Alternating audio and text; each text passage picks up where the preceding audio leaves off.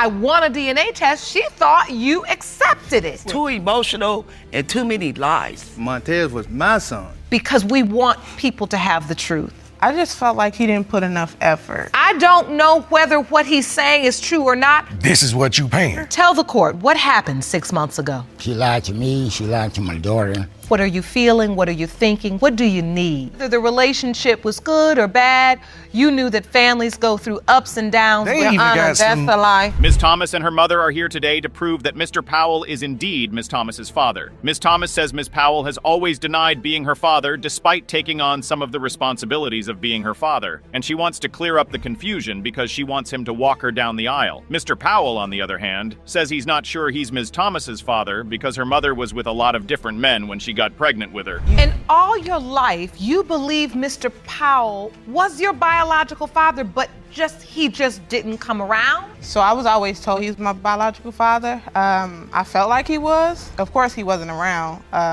He could have been around more. And how does it feel that he didn't take that opportunity? I just felt like he didn't put enough effort. Mr. Powell says the reason he never put the effort in is that he found out Ms. Thomas's mom was pregnant through a family member, and that family member told him authoritatively that she was another man's child. And another family member was like, well, nah, I think it's yours. So I don't know who to believe. Then a close friend of mine got me back in touch with her, and she was showing. And I was like, who kid is that? And she was like, this your baby. Oh, so she told you this is your baby? Yeah. So this entire time, you've had doubt? Yes, Your Honor.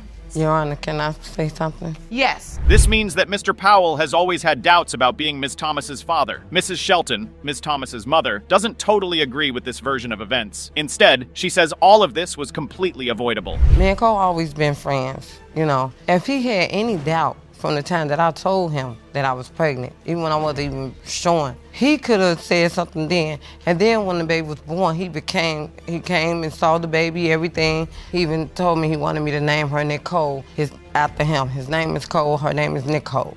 I mean, he spent time with me and the baby. But a man can do all of that when caught up in the euphoria of potentially having a child while not really believing that the child is his. We've seen many such cases in paternity court. Mrs. Shelton feels this is unfair to her because Mr. Powell never really said he wants a paternity test. Mr. Powell isn't on board with this version of events either. The fact that she never heard you say, I don't think she's my daughter, I want a DNA test, she thought you accepted it. Well, I remember telling her one time that I thought she did look like her ex when she was smaller. But that was like in probably 96, 97. Then I ended up going to the military in like 98.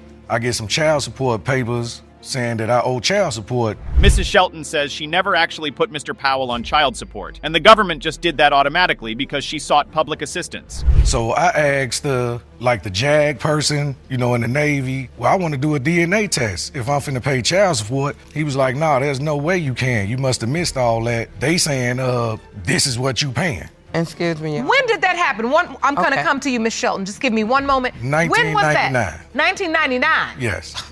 Your Honor, can I say Miss something? Thomas was like 4 or 5 then. Yes. If it turns out that Mr. Powell isn't actually Ms. Thomas's father, he would have paid thousands of dollars for a child that isn't his and would also be in thousands of dollars of debt. That could be soil destroying. I was at a party this year. I was discussing with some of the folks that I know back in the day. I was telling them about the situation I'm going through because they knew Miss Shelton. And I was discussing with one of my guys. He was like, let me see the picture of her. So I showed him the picture of her, and I'm looking at him and looking at her, and I was like, dude, you ever mess with China before? And he was like, yeah, I have. Really? Excuse me. And I'm looking at him and looking at the picture like they Your even Honor, got some. that's a lie. Wow, that's incredible. If true. Mrs. Shelton says it's a complete lie and Mr. Powell is just making somebody up for the court. To be fair to Mrs. Shelton, it really just sounds like a complete lie. Because how likely is it that he would randomly bump into Ms. Thomas's real father at a party? Come on, guys. That's like a 1 in 100 million chance event. Mrs. Shelton also says she wasn't sleeping with anyone else aside from Mr. Powell when she got pregnant with Ms. Thomas. Well, let's see what the DNA test results have to say about that. Mr. Powell,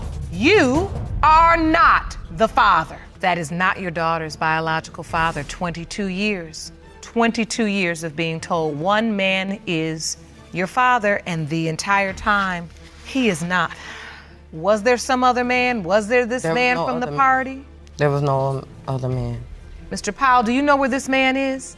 from that party? Do you know where he is? Yeah, I can get in touch. Mr. Haggerty is in court today determined to get his child, Ms. Wandick, back. He claims she's distanced herself from him because her mother now claims, after 30 years, that he's not her father. Mr. Haggerty says this isn't possible, and that Ms. Wandick is obviously his child. Ms. Wandick, on the other hand, says she's stuck between her parents and doesn't know what to believe since her mother told her another man is her father. The good thing is Ms. Davis, Ms. Wandick's mother, is also in court today to clarify her claims. I'll start with you, Mr. Haggerty. Why do you say Ms. Davis is a liar? She lied to me, she lied to my daughter. When she first got pregnant, she said I was the dad. And after 29 years, I come to find out now that I might, or possibly that I'm not the father. You've raised this beautiful young woman, and you've thought of her as your daughter and nothing else. For the whole 29 years, yes, Your Honor. That's cold. That comment by Ms. Davis is incredible. Reducing 30 years of care, love, and affection to just being a playmate is an extraordinary thing to do, and Ms. Davis has no remorse for doing it.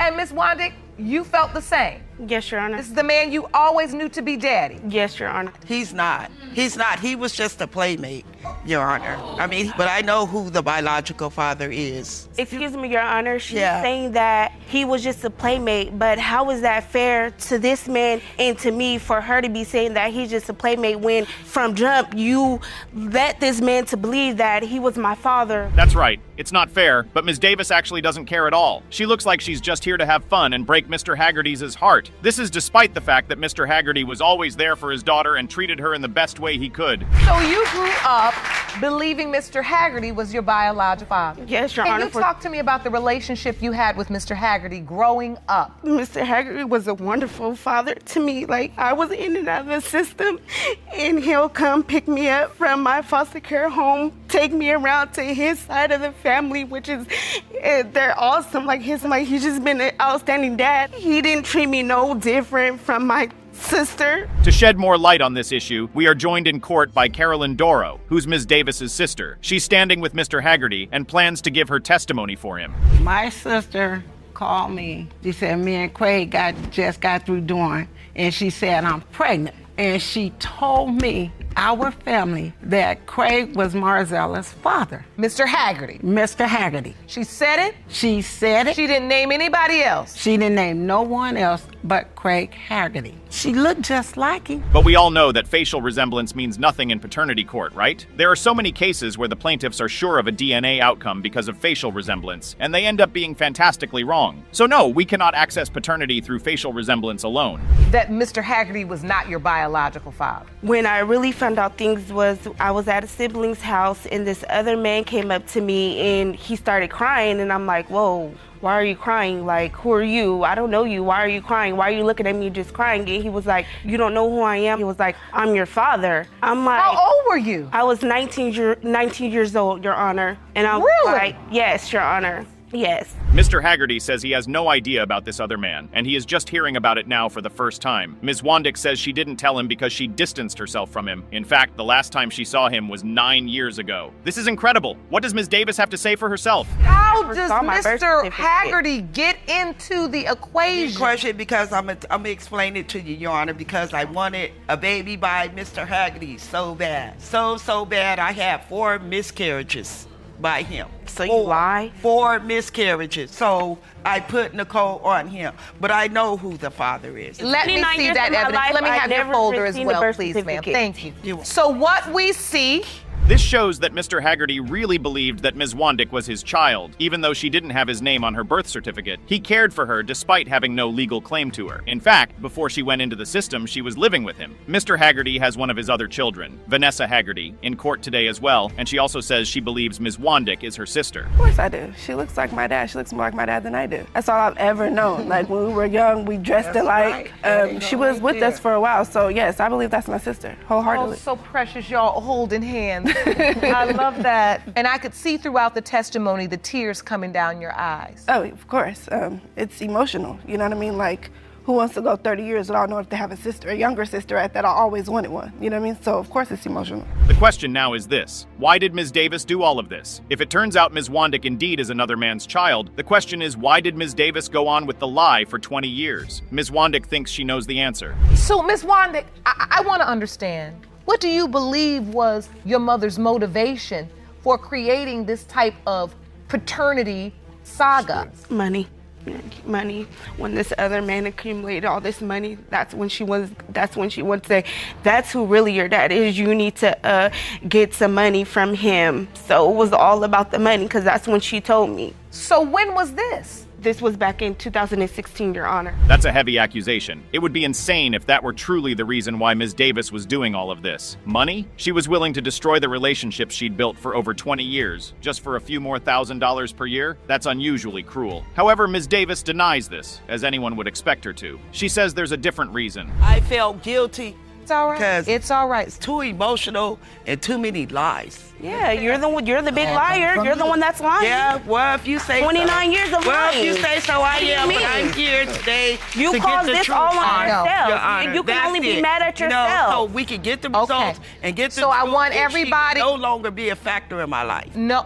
And you think that Miss Davis, don't say that. That's incredible. Well, it's time to see the truth and deal with it. Is Ms. Davis lying, or is Ms. Wandick really another man's child? Mr. Haggerty, you are not the father. Ms. Wandick, are you okay, honey? Something that could have been settled 29 years ago. You can stay there with her. You still look like me. I don't care what it says. Ms. Wandick, I know I could not give you the level of closure you truly needed. You got one part of the truth. Ms. Jasmine St. James says she's always been a daddy's girl, for at least the first 33 years of her life. She says just 6 months ago, after an argument, her father told her that she wasn't his daughter. Today, she's in court with her brother to find out whether her father is truly her biological dad. Mr. Esau stands by his statement and says he just could never find the right time to tell his daughter the truth about her paternity. Ms. St. James, Yes, Your Honor. tell the court what happened 6 months ago. I wrote my dad a letter right before Christmas, a couple of weeks before Christmas, just telling him how I felt about him not being in his grandchildren's lives and how he's not being the father that we need since we lost our mother at a young age. And that was his response, is the reason why I haven't been in your life is because the reason why he didn't answer any of my questions. That is not true. That was the very first time Ms. St. James had ever heard of a paternity question relating to her. That Ms. St. James was not your biological daughter. Correct. Yes, Your Honor. What did her mother tell you?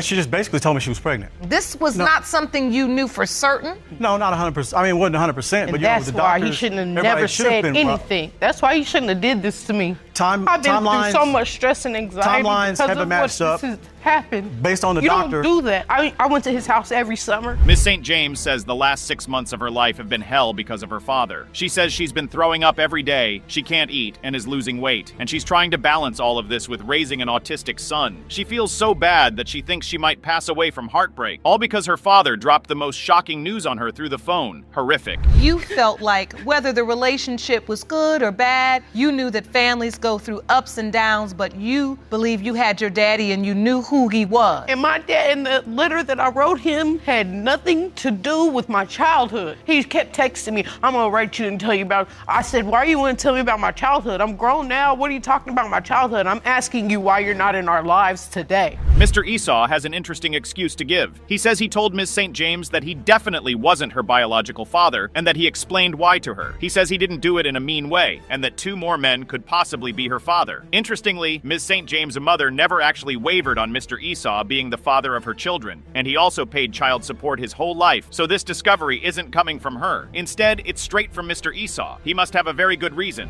When her mom found out she was pregnant, were you told? She told me yes. And so, take me back to that time. Basically, she told me she was pregnant, and I'm like, okay. You're 18, you're like, okay. Like, wow. You don't really know how to really react, but I was like, okay, wow, she's pregnant. And it wasn't until the doctor told her how far along she was, and doing the math, it was, before me.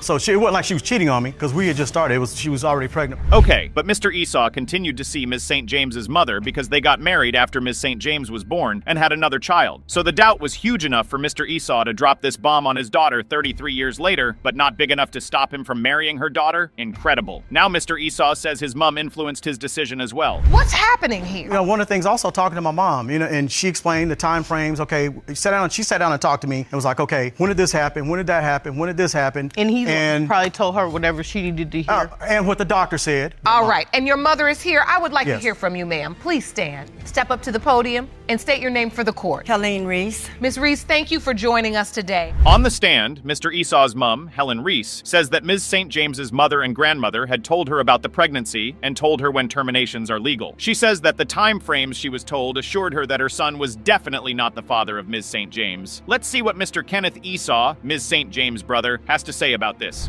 Your entire life, were you ever told anything different, that your father was not your sister's biological father? Through my whole life, I thought that Jasmine was my sister. We were the only ones that came from my mom and him, so that's all I've known, him being my father. So to get this news like this is just, it's just it's hurting as far as, the allegations put upon my mother. Yeah. Well, there's only one real way to find out what the truth is, and that's by checking the DNA results. Mr. Esau, you are not the father. Can I give her a hug? That's I can accept it. And I'm sorry I waited so long. I mean, I've always taken responsibility for that talking to her, of not telling her. That was her right to know. And she should have been told a long time ago, not when she's 33 years old. You'll never understand how hard that is. It truly is why we do this, because we want people to have the truth. Mr. Robinson says Travares, Ms. Grant's son, doesn't belong to him, and he knows who the father is. He claims she pushed the child on him just to get child support and wants to get over $1,000 in child support he's already paid. He also says that his driver's license has been suspended and his tax return was taken because he owed child support. Ms. Grant, on the other hand, believes that the only reason Mr. Robinson is denying his son is because he was summoned to pay over $3,000 in child support. You say that's not true, Ms. Grant? My son never went around them. Yes, he did. Dexter did claim my child, because I have proof here where he went to sign papers and everything. Yeah, he did sign the paper, but he didn't sign the birth certificate. In the hospital, you said you have proof? Yes. He had the opportunity. What is this paperwork? That is where he signed and say that is his child, and he will pay $60 a month for his child. This is an affidavit, an admission of paternity, which is basically an acknowledgement of paternity. Well, the question now is, why? If you don't believe a child is yours, you really shouldn't sign a document saying you'll pay $60 per month for child support. That's how you get your driving license suspended and your tax returns taken. Another thing about paternity issues like this is that they usually end up in weird fights like this one. You all met and you started a sexual relationship. Yes, ma'am. And how long after that did you realize you were pregnant? We started dating October the 7th, 1989. And they were not never in a relationship. Your Honor, yes, we are. And as a matter of fact, where was you in 1989 when we was together? Well, How did you know what was going on? I'm with him now. Dexter, I slept with you. I did not sleep with your wife. Could you please tell her? It's been a couple of decades, and it looks like Mr. Robinson and Ms. Grant still have unfinished business to get through. Anyway, Ms. Grant is certain that Mr. Robinson is her child's father because they had intercourse in the back of his car, and afterward he told her she was pregnant. That's certainly an odd reason, but this is paternity court, and it's not the oddest thing we've heard. It was different. I mean, yeah, prior to, I had a relationship with Eddie. I can't say it was a relationship. I slept with Eddie. That doesn't mean he's the father. If you having sex with somebody, how is that not meaning that he is the father? Okay, when you having sex with two different men, so wait, with Eddie. you having two. Let me be clear. So you had sex with Mr. Robinson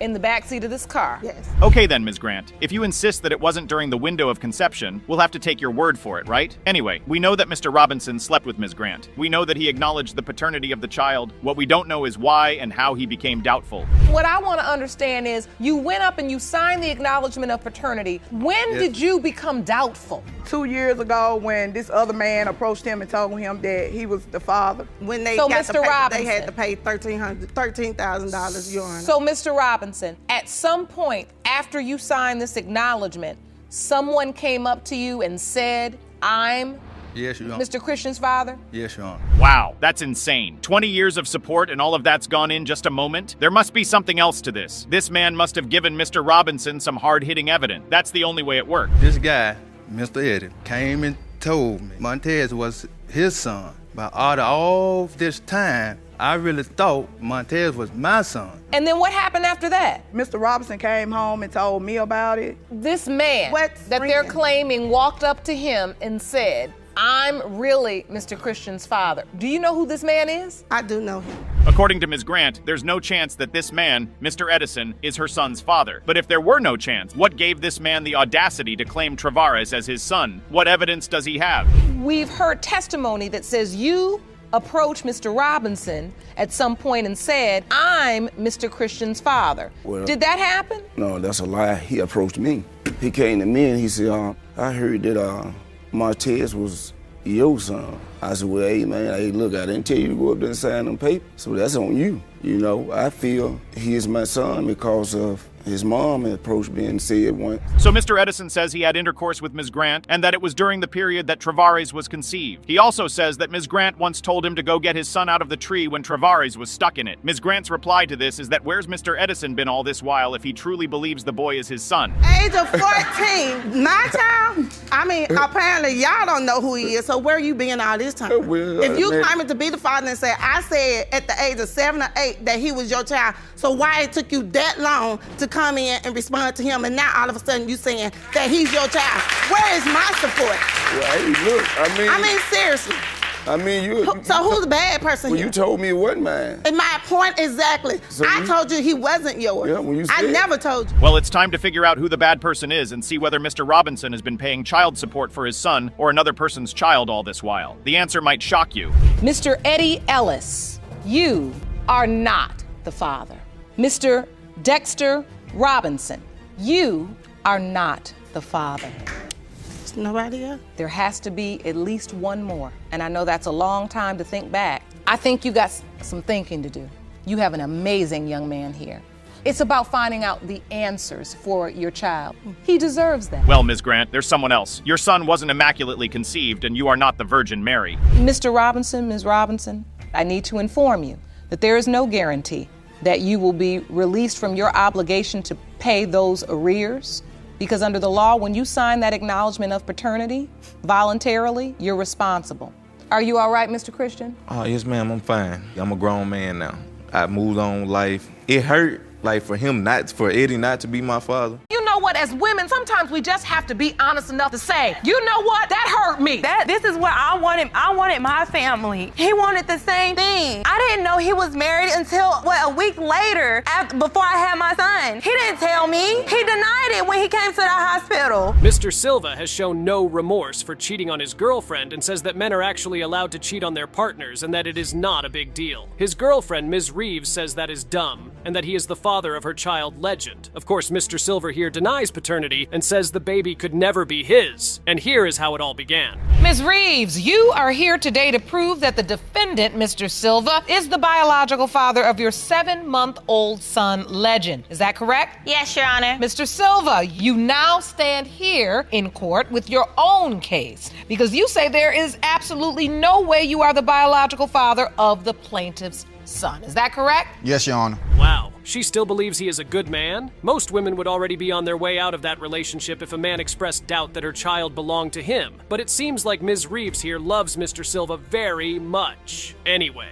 let us listen to what Mr. Silva has to say. Mr. Silva, why do you have doubts? I just don't trust her, Your Honor. I feel like she's tricking me into believing that I'm Legend's father. I grew up loving women, loving sex. You grew up loving sex? To me, I always felt like it was okay for men to go out, have sex, and, cheat, come home to their family, and women can't go out, have sex, and, come home. Yeah. He is definitely not the only man who has gotten it into his head that he can basically do whatever he wants without anyone stopping him. The funny thing is that Ms. Reeves is smiling through all of this. She really does not care that her boyfriend is the sort of man she would not want her daughter around. Anyway, it kind of gets worse because Mr. Silver here is not done. Well, Your Honor, I feel like, God created men to conquer, to overrule, and women cannot empower men. What are we on, Game of Thrones?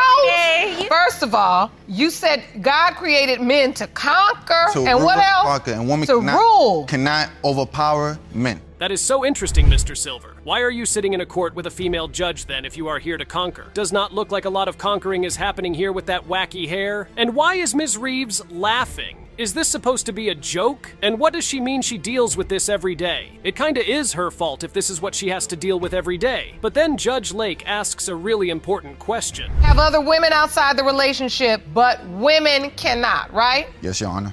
Okay, so let's just say hypothetically, you're here to conquer, hypothetically. Why can't you conquer your doubt and conquer your fear that she's also doing something that she says she's not doing? Well, Your Honor, I feel like if I'm out here, doing what I'm doing. So he basically does not have a reason for his doubt, and is just asking for a DNA test to see if he can opt out of being responsible for the kid. What a strange thing for a male conqueror to want to do. Not sure I know any conquerors who would be this scared of taking responsibility for their kids. And here is Ms. Reeves backing me up too. Why? Why would you expect her to sit at home and allow you to cheat on her? It's just really the fact that she came home, she came telling me that I'm the father of Legend. When do you find out you're pregnant, Ms. Reeves?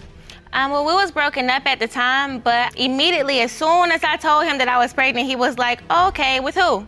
Your Honor, we were broken up for 4 weeks, Your Honor. Our boyfriend, Mr. Silver, did not come here to play. He is definitely living up to his very, very delusional words, but at least he is living up to something, right? Let us face the facts for a bit. Sure, it is bad that Mr. Silver is doing all that cheating, but that is not the point of a paternity question. The point is whether Ms. Reeves was doing all of this as well. And here is what Mr. Silver says about that. And I didn't hear from her. So at the time, she gets booked to model and promote events, and that's what she loved doing. So on her Snapchat, she's turning up, getting lit, with men, drinking, smoking. So how do you expect me to believe that you've been gone for 3-4 weeks? So it does not matter to Ms. Reeves at all, and she says that she was not even cheating. But even if she was cheating, that would not matter at all because that was not during her conception window. Now Mr. Silver tells us the reason why he felt he had to sign the birth certificate, and it is something. You have got to listen to it yourself. Legend was born, the doctor came in the room, straight to me and gave me the paper. I didn't want to make her look bad. So you signed the birth certificate? Yes. I felt pressure to sign. You felt like in that moment, her whole family is around. Yes. And if you start talking about DNA tests and not signing birth certificates, it sheds a negative light on her. Yes, Your Honor. Wow. No way Silva the Conqueror felt so pressured that he felt he had to sign a birth certificate. That is horrible. Anyway, let us put an end to this issue and find out if Mr. Silva is really the father of her kid. Mr. Silva, you are the father. You are the father. That's all I needed to know, Your Honor. Now, I'm sorry, and I did have my doubt with Legend, but I know that he's my son, and I would truly, fully love him, and I want us to move on in our relationship. Mr. Goodson is a married man who claims he is not the father of his side chick's miracle baby. This man here is 100% certain Ms. McCrary's child is not his, and he is sure that Judge Lake will rule in his favor. But how can he be so sure? Let us find out. Ms. McCrary, you have petitioned the court for a DNA test to prove that the defendant is the father of your miracle baby, 18-month-old Arian McCrary. Is that correct? Yes, Your Honor. Mr. Goodson, you say the plaintiff has brought the wrong man to court and you refuse to do anything for a child who is not biologically yours. Is that correct? Yes, Your Honor. Wow. Mr. Goodson must be absolutely certain that this child isn't his, because he has contributed absolutely nothing to her welfare. And on top of that, he ignores Ms. McCrary and her child every chance he gets. Mr. Goodson, did you walk past Arian in the store and not even acknowledge her at all? No, Your Honor, that's not true. We actually seen each other at the same time. She was coming and I was going toward the checkout. I guess she was going to get an item or something. And we never said, I didn't even know that Aaron was with her. I didn't even see Aaron. I seen her, but I didn't even see Aaron. Really? Wow, that is such a lame excuse. And Mr. Goodson now says he wanted to marry his missus here, but she disappeared on him. But that does not make any sense whatsoever because Mr. Goodson here has a totally different family and lifestyle altogether. So how is he even going to marry Ms. McCrary in the first place? So wait, at the time you all were being intimate, he still had this other family and this other life? Oh, okay. Yes, Your Honor. Oh, okay. That's important testimony. Yeah. So when you said you were going to reach out to her to let her know you wanted to make things a little more serious, how serious could it get when you already had another person?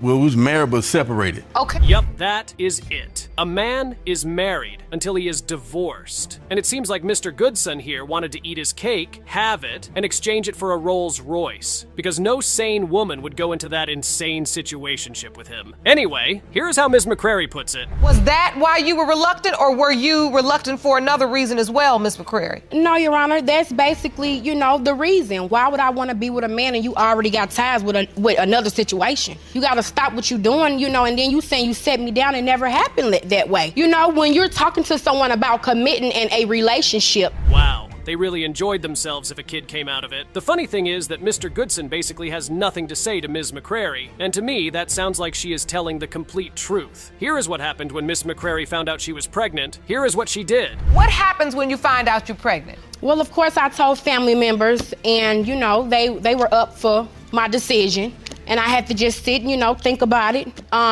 You know, I gave him a call. You came right away. So when I told him, he was just up for it. I'll be there. I'll rub your stomach. Yeah, she was super wrong about that. But now, Mr. Goodson is denying that he even said any of those things. He says he never promised to be there for her during her pregnancy, and she is just lying. Mr. Goodson, you promised Ms. McCrary that you were going to be there for her? Doctor's appointment. No, Your Honor. Did you believe? I asked her why she telling me. We haven't been talking, had sex, did that for, like I said, about 3 to 4 months. Then all of a sudden, I get a call and say, hey, you know, I'm pregnant. And so I was, you know, my expression was like, you know, why you telling me? Oh, now I kind of see the point. Now let us ask the million-dollar question. Sure, Ms. McCrary says she remembers being intimate with Mr. Goodson during the window of conception, but was there someone else she might have been with? So in your testimony a few minutes ago, Ms. McCrary, you said you realized Mr. Goodson fell in the window of conception. When you had to think about it, did you have to think about it because you were intimate with somebody else around the same time? No, Your Honor, I thought about it because as a woman, you said a real woman shouldn't have sex. Yeah, that was a good impression, for sure. Now that we have heard all the testimony, it is time to get back to what really matters, the DNA test itself. What will those results say? Will they vindicate Ms. McCrary, or will Mr. Goodson end up having some remorse? Mr. Goodson, you are the father. Oh,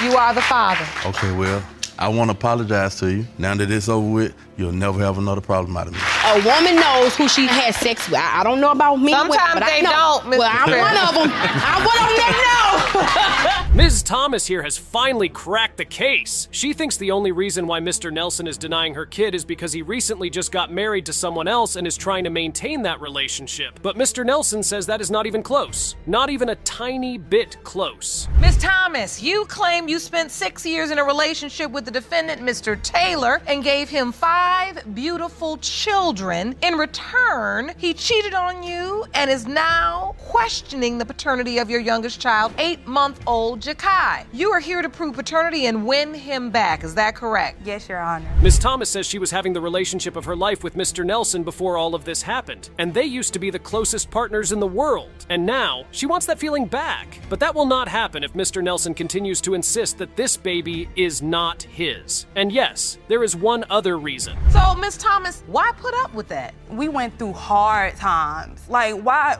wouldn't you want to make something like that work with somebody you had all these years with, all these kids with, and you just want to... That's why I don't even know the chat. Like, man. He gave up the relationship. I wish it was that easy for me during them times to just throw it away. It was easy. I asked her, Your Honor, I said, are you going to leave this guy alone? She said no. Phew, that is cold. So they already have 5 kids. Well, here is how Mr. Nelson found out that Ms. Thomas was cheating on him. Hang on to your seats because this ride is about to get really wild. So I said, so you're going to delete everything out your phone and everything, change your number and everything? So wait a minute, you had 4 children together and then you find out Ms. Thomas is with another guy? Yes. That's how did you find that out? The dude's picture was popping up on her phone. It didn't start like that. He decided to leave because at that time we did grow apart. I used to find stuff on her purse and everything. She'd be like, I'm going to work today. Yeah, Ms. Thomas, I am sure that makes it so better. Mr. Nelson, would you please chill out? She was not cheating on you with multiple men. It was just one man. What can you do? Blame her? No way. Anyway, Ms. Thomas has a really great reason for cheating. Why? Why did you get in a relationship with this one man? As retaliation for his cheating? Basically. So he seen how I felt all them years he cheated on me. He felt it. And so how long had you all been together when you discovered she was cheating? We was like... 5? Yeah. 5 years? Yes. And 4 children? Yes. Guys, remember that these guys already have 5 kids together. That is crazy. And then Mr. Nelson drops another bombshell evidence that proves that Ms. Thomas was actually cheating on him. I had went through her phone. She was like, every time I had sex with him, And this is after you left, I started having sex with this guy. So I was like, all right. So then I went back further in her calendar. I'm like, so what's these days for? She was like, because I said, so we was together then when you was doing it. She was like, okay, so what? I had a slip up. He was gone, Your Honor. So wait a minute, how did you find out about the other guy exactly, Mr. Nelson? I told him. She honest, I'm not gonna lie, she do be honest. That is right, she was. This means that it is super possible that this kid does not belong to him at all. Then Ms. Thomas says that Mr. Nelson was already cheating on her with Ms. Campbell, who is the new girl that he has now gotten married to. The fact that Ms. Campbell even married him after having 4 kids is crazy on its own. But do you know what is crazier? They are still sleeping together. Mind you, he was cheating on me with her. I didn't know about her until I found out she was calling him through Facebook. And he was trying to lie then because we were still messing around even when he was with her. See, I wish I had an old phone. I could show you. I have text messages also that we still mess around still to this day. That is crazy. So, they are still sleeping together? Anyway, what did Ms. Campbell expect? This man already has 4 kids with Ms. Thomas. He is never ever going to leave her alone, and she will remain the third wheel in her marriage. Anyway, let us hear from Ms. Campbell before we get to hear the results. Video is dated April 3rd, which would have been, I guess, the first day or so that she had showed up in Greensboro. All I know is I saw her demeanor when she came around, and she was kind of like high-stepping. I'm like, okay, this is a person that's supposedly supposed to be so hurt. Like, why is she grinning? And then I saw his demeanor, and he looked guilty. So I put 2 and 2 together. You know, something's not right. Why is she extra happy and he's looking crazy? Wow. Really, Mr. Nelson? You are just now talking about some covenant? As you would expect, these women really don't like each other, and that hate spills into a huge argument that Judge Lake has to break up. From going from wifey to side chick. No, I'm not nobody's side chick because your husband is the one that tells me he wants to leave. But that makes you a side chick. No, it makes you a side chick. We're legally married. Wait a minute. No, it does not. Listen. He told me he married you out of spite. I did. Let's get some order. Let's get some order. Yeah, they are definitely confused. It is time to check out the results and see whether Mr. Nelson has 4 kids or 5 with the mother of his kids. And the results will definitely leave you shocked. Mr. Nelson, you are the father. It's number 5. I met him and he already had, 4 kids with her. So what's one more? I'll tell you what one more is. One more means this isn't over. This child deserves to know his father. Mr. James allegedly got Ms. Kingsbury pregnant while his girlfriend was also pregnant. But not to worry, guys. Mr. James says he has undeniable evidence that he did not actually get her pregnant. That evidence better be a DNA test. Well, here's how it all starts out. Miss Kingsbury, you say you were in a romantic relationship with the defendant, Mr. James, and planned to have a child together, but when your 11-month-old son, Chance, was born, Mr. James turned on you and began to deny paternity. You are here to prove Mr. James is the biological father. Is that correct? Yes, Your Honor. Whoa, Mr. James sure is careful with his words. But here's the question. If Mr. James was not in love with her, why did he want to get her pregnant in the first place? Well, he has an answer for that, and it will blow your mind. I didn't say we don't have love for each other. I said I wasn't in love. I got love. So why were you planning to have a baby with someone you weren't in love with? My reason was because I thought she was a very nice woman when I first met her. Or whatever. Because he loved me. I meet very nice people every day. I don't want to have babies with them. Yeah, of course. Oh, that is why Mr. James does not trust Ms. Kingsbury. He got envious because she did not tell him the truth, and that is what got him upset. But how does that have any effect on whether he is the father of this kid anyway? Well, Mr. James says that aside from that, he also heard rumors about her being with other guys. James, what were you wondering? Why lie? Yeah, why lie? Why not tell the truth in the first place? But I told Did you start hearing rumors about her with other guys? Yes, I heard rumors. My friends that stay in the neighborhood, they used to tell me that she used to get out of college with her, whatever means these are, I don't know, her co-workers or like what she just explained her. Honestly, it seems like Ms. Kingsbury is just waffling. We need to get to the bottom of this case quickly because Mr. James can spend years here just talking about that one singular lie. You see, Mr. James also has his own dark secret. I want to find out what happened when she told you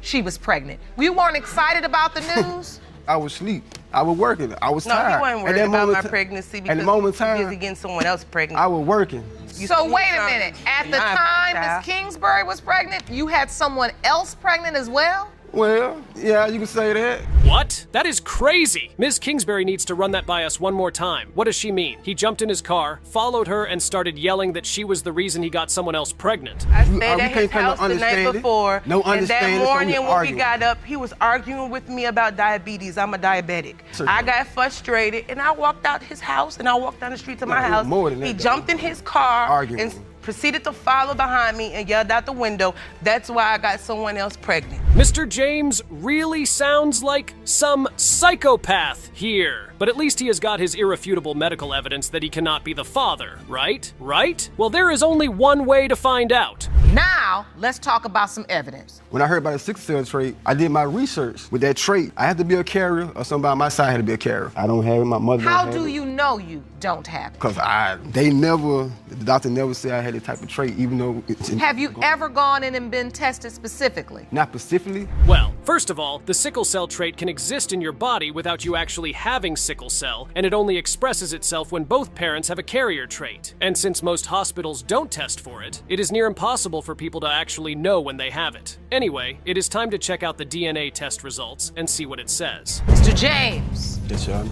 you are the father. That's your beautiful little boy. How do you feel? It feels good to know for sure? Yes. You don't have to apologize. What are you feeling in this moment, Miss Kingsbury? Just thinking about everything I went through. I don't have to lie about who my child father is. Miss Reed had marched in, demanding a DNA test to prove that her estranged husband, Roniel Wallace, was not the father of Miss Austin's child. And if that wasn't enough, she was also suing Miss Austin for $5,000, claiming the woman had wrecked her marriage and left her struggling financially. But Miss Austin? She stood her ground, insisting that Wallace was the father and that she owed Miss Reed nothing. Ms. Reed, you are demanding that Ms. Austin have a paternity test administered on her child, whom she claims was fathered by your estranged husband. Yes, Your Honor. You're hoping the DNA test will prove that your husband is not. It all started when Miss Reed, exhausted from giving birth to her second child, picked up her fiancé's phone. A call from an unknown number. She answered, expecting nothing out of the ordinary. But the voice on the other end shattered her world. They were supposed to be a family, but here was Miss Austin, claiming a title that didn't belong to her. The confrontation was immediate. Okay, Your Honor, I found out about Mrs. Austin. One day I came in from the hospital from having my second child, and Roniel's phone rang, and I just so happened to answer the phone. And Mrs. Austin, she said, I'm Roniel's girlfriend. I said, Roniel's girlfriend, did you know that Roniel was engaged to me or whatever and just had a baby? She said, no. Miss Reed, reeling from the betrayal, took her children and left. But Wallace came crawling back, begging for forgiveness, and she, against all better judgment, forgave him, again and again. She even married him. Miss Austin insisted she had no idea Wallace was engaged. He never told me that they was engaged neither. I found out on Facebook that Roniel and Miss Reed was married when she posted a picture up there of their marriage life. That's when I found out. And yes, I did confront Roniel about the marriage, but at the same token, Even when Miss Austin discovered Wallace was married, she didn't back off. She made up a series of excuses which set Miss Reed off. She was done playing nice. A woman with self-respect, she argued, wouldn't settle for being a mistress. It was time to meet the man both women were fighting over. When Wallace entered, the room fell silent. This was the man at the center of all this chaos. How you doing? Mr. Wallace, let me ask you. You married to Ms. Reed, Yes. but you were sleeping with Ms. Austin. Yes. You had a baby with Ms. Reed. 3, Your Honor. 3. Correct. You might have a baby with Ms. Austin. Allegedly. You busy. Not a good wife? What a thing to say to your wife in front of strangers. Wallace wasn't done. He said that he cheated because he was bored and was too young to be married. He didn't deny it. He simply didn't care. So Miss Reed learned from him. She took her revenge by sleeping with Ms. Austin's boyfriend. Talk about killing 2 birds with 2 stones. Well, what about the baby? Admit to being intimate with Ms. Austin. Correct. So do you believe her child is your child? No, ma'am. Why is that? Because she had. don't you say no, boy, she looked just like you. She looked just she looked like you. the other She got guy. everything. Everything you want, she got on that. everything. She looked like the other guy. Quite the dilemma, eh? But this case is just getting started. Not only does Mr. Wallace have a wife and a pregnant mistress, he also has a girlfriend. Yes, you heard that right. And worse, the girlfriend is also pregnant and insists that Mr. Wallace is the father. 1 man, 3 women, 2 paternity cases. You might want to put on your seatbelt. Thank you so much. Now, what brings you to court today? What would you like to add? I also have a 5-month-old child by Mr. Wallace that he claims he's not the father of. You also have a 5-month-old child that you say was fathered by Mr. Wallace, but he's denying that child as well. Yes. The judge ruled in favor of Ms. Austin. She had not actively chased after Wallace, so Ms. Reed's $5,000 suit can't stand. To tackle these 2 cases, we have to do them one after the other. So Judge Lauren requests the results of the first case, but don't get it twisted. This is where all hell let loose. Baby Demuriel, Mr. Wallace, you are her father. Told you, dummy. She looks just like everything, dummy.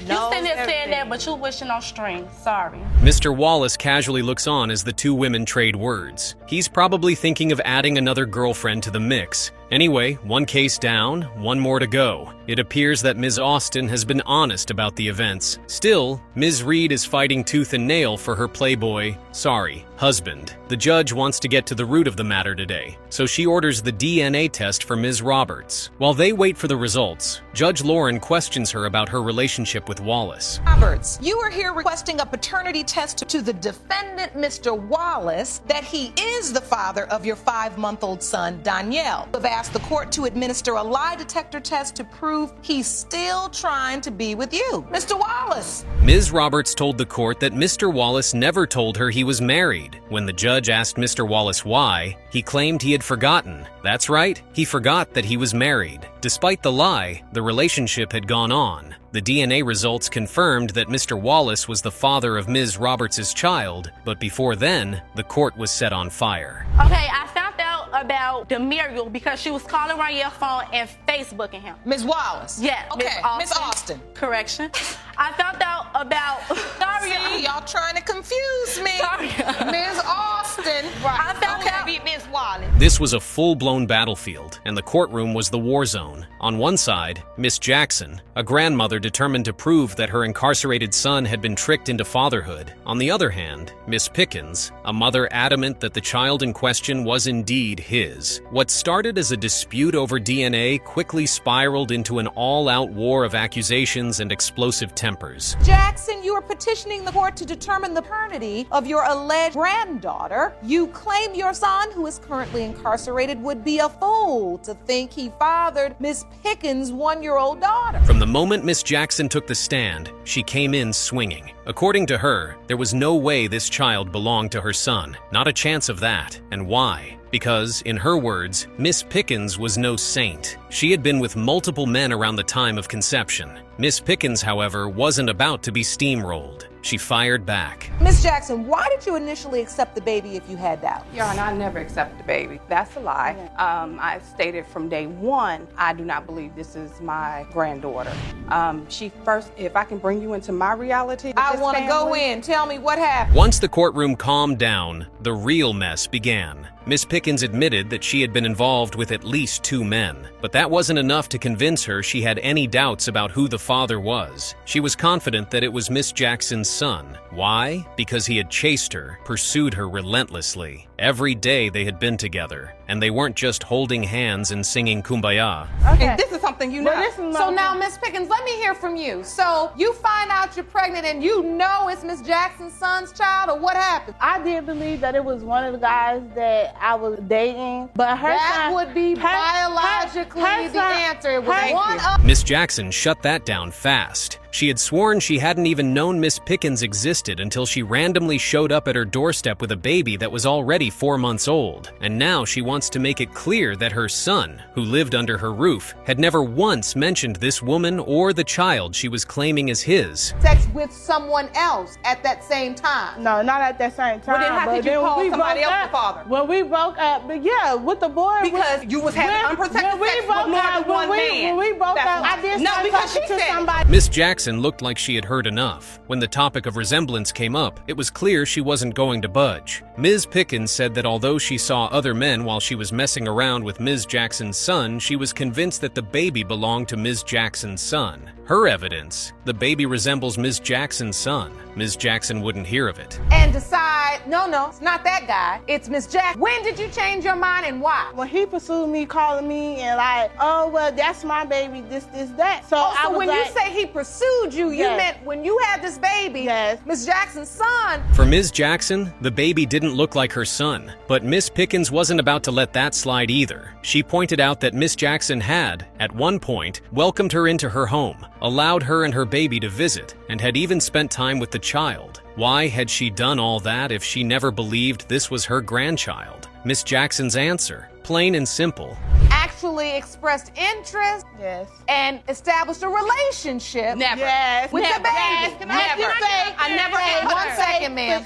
I never established a relationship with this child. We got text messages that will even sit up here and say I never established. The air crackled with tension. Voices overlapped. The judge had to step in, demanding order, before things got completely out of control. She asked Jerome to stand between the women. She must have sensed that the tension was about to escalate. So now walk me through your doubt. If your son says, Mama, I'm going to pick up my little girl. My doubt is, she came Your to Honor, pick my us doubt up. is because She for came the to simple pick us fact up. of, no, that was, You no. came to pick us up. He The ain't never doubt came over was there for the simple to fact pick of her my up. son do. Despite the judge's warning, the women kept going at each other. Every story was dissected, disagreed with, and argued against. But there is a damning revelation. Ms. Jackson told the court that Ms. Pickens had lied about another pregnancy, so she couldn't trust her claim that the child was her son. The judge then turned to Ms. Manning, the current girlfriend of Ms. Jackson's son, and she reignited the flame. Markel's not even concerned about Kevin being the father. She's concerned about me and Kevin's relationship. I had never From day concerned- one, I didn't know Markel from a can of paint. She found me. So you're I did Miss not know her. I Jackson's did not- son's I did current. not- Okay, Miss Pickens? Yes. Okay, Miss Manning, I'm trying to understand. You're his current girlfriend? Yes. Ms. Manning is standing firm with her mother-in-law. There is no way her baby daddy is the father of Ms. Pickens' child. But when the moment of truth arrived, Ms. Manning lit the torch and the courtroom exploded. The peace that the judge had tried to maintain was lost. Mrs. Jackson, you are not her grandmother. Got you. Hold on. Thank you, God. Don't do it. Don't do that. Don't do that. Ms. Moore's voice was filled with frustration. She had one message. Mr. Butler had doubts about fathering her child, and she blamed only one person, his wife. That woman, she insisted, was behind everything. But Mr. Butler? Oh no, he wasn't taking the blame. His defense? Your marriage, you testify your husband denies he fathered your 4-year-old daughter, Ronasia. But Mr. Carmen? He came prepared to do just the opposite. Armed with what he called bombshell evidence, he was ready to prove that another man was the father. And if the DNA test confirms his suspicions, the marriage was over. Mr. Carmen, you say when the DNA results reveal that you are not Ronasia's father, your marriage is over. You claim to have bombshell evidence that proves another man is the daddy. Is that correct? They laid out their side of the story. Once upon a time, their love had been electric. Date nights, laughter, and a bond that felt unbreakable. But now, that love was hanging by a thread, and it all traced back to one messy separation. 18 years of marriage, 27 we have been together. Today, our life is really dependent on what's going to happen today. Wow. And so your marriage is on the line? Yes, Your Honor. It started over something small, a disagreement about a rental car, but that tiny crack split their marriage wide open. Frustrated and angry, Mr. Carmen packed his bags and left. But where did he go? Well, he didn't just move out, he moved on. You got married, started a family. How does it get to the point where there could be a paternity issue at all? Well, Your Honor, we had a separation. I went to rent a car, and I couldn't get a car, and it was around Easter time. So because I couldn't get the car, I kind of took it out on him. Let's be honest, he just didn't move on. Mr. Carmen got himself a new place, and let's just say it wasn't a lonely bachelor pad. According to Mrs. Carmen, that apartment became a boom boom room. a party house filled with women, music, and things a married man had no business doing, and she had proof. He went and rented an apartment. I went and got my own. Turned it into a boom boom room. I had to pay somebody $100 to go into the home to see what was going on, and it was. That was all it took. Mrs. Carmen wasn't about to sit at home and cry. If her husband was out there having the time of his life, she was going to get a life of her own. So she did. One man, one relationship, one major complication. He showed me a videotape. I gave him the $100 bill. He showed me a videotape with him with all kind of women kissing on him, sitting all on his lap, doing all kinds of stuff.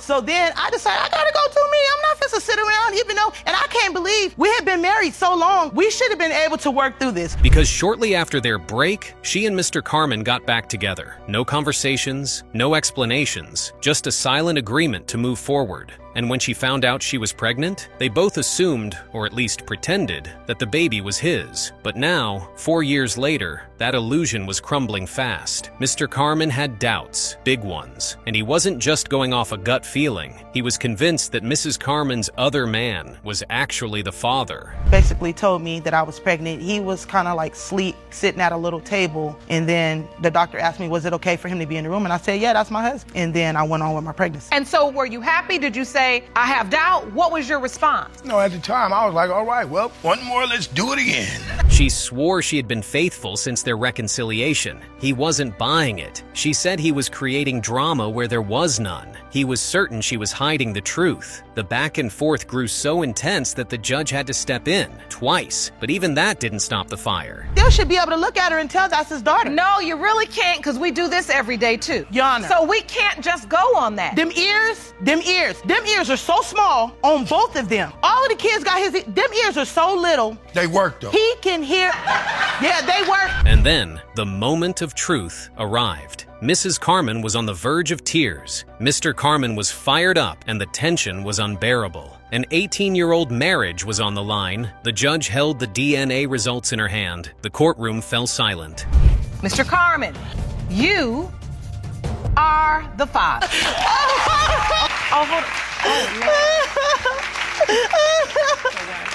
Ms. Brogdon stood across from Ms. Sugden and her mother, her face set with determination. She had come for one thing: proof. Proof that her 1-year-old daughter, Quamira, was the biological child of Tyrell Jones, the man she claimed as the father. But the other side? They weren't having it. Not one bit. Ms. Brogdon, you are in court to prove to Ms. Jones and her daughter that her deceased son, Tyrell Jones, fathered your 1-year-old daughter, Quamira. You say once the DNA proves your case, they need to step up for your baby. Ms. Sugden, Tyrell's sister, was adamant. There was no way this child belonged to her late brother. The mere accusation, she argued, was a disgrace, a stain on her grieving family, and a cruel burden on their mother, who was still mourning Tyrell's death. But Ms. Brogdon wasn't backing down. So, Ms. Brogdon, how has your daughter been affected by the denial? She has been affected from no partake in her father's side of the family. My baby's 1, she only saw their side like 4 times. She only see them when it's time for gatherings and stuff about Tyrell. 2 brothers? That's enough to create doubt. The revelation had everyone reeling. Even Judge Lauren had to pause, making sure she had heard correctly. Ms. Brogdon admitted it, but insisted that Tyrell was the father. The other brother, Paul? That had been one mistake. A single night of anger when Tyrell had betrayed her. A bad decision, yes, but a paternity risk? No, she argued. The timing didn't line up. Like close to the end, Tyrell started cheating, he started staying out, he started doing all this type of stuff. It was one night,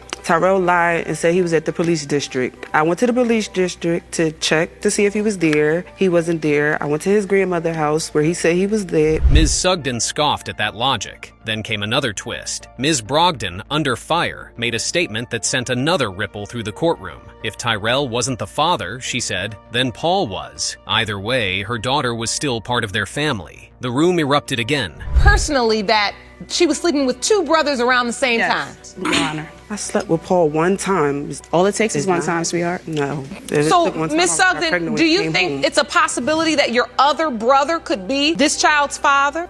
I think there's a possibility. Yes, I got that news. So yes, now I think there's a possibility. The whole room was spiraling, the argument turning personal, cutting deep. This wasn't just about a child. This was about betrayal, about family lines being blurred and bonds being shattered. Ms. Sugden laid it all out. Ms. Brogdon had torn her family apart, had made her brothers fight over her, and had left wounds that still hadn't healed. And now she wanted them to accept a child they weren't sure even belonged to them? You said at first you only slept with Paul once. Exactly. And it was nowhere near the window of conception. And then you just said now it's either one of their babies. If it's not Tyrell's, it's Paul. So either way, the child is related to you. So which? No way. Ms. Brogdon brought a witness to prove that her claims were true. This is not just any witness. She had called the mother of Tyrell's middle child. There is little chance that this woman would be lying. There's nothing in it for her. Or is there? But then, the real fireworks started. And you're here testifying on behalf of Ms. Brogdon, claims that he fathered her child as well. Yes. What do you have to add? When she called me and said she had the baby, Tiara was at my house. I said, Tiara, she had the baby, one go. What I'm going to the hospital for? Ms. Brogdon is pissed. After raising her child alone, struggling without support, after watching her baby fall ill and suffer seizures while Tyrell's family stayed distant, she had been left to carry the weight of it all while they refused to acknowledge her daughter. She wasn't going to continue like that. You're saying that Ms. Sugden and Ms. Jones, they didn't know anything throughout the pregnancy? No, they did know something about. You believe they did? Yes, they did. I came to the funeral pregnant. I was 8 months pregnant. How didn't y'all know I was pregnant? See you at the funeral. Ms. Brogdon wasn't the only one who brought witnesses. Ms. Sugden also had her witness, and this witness isn't here for peace. The testimony lasted for a few seconds, and then there was the explosion.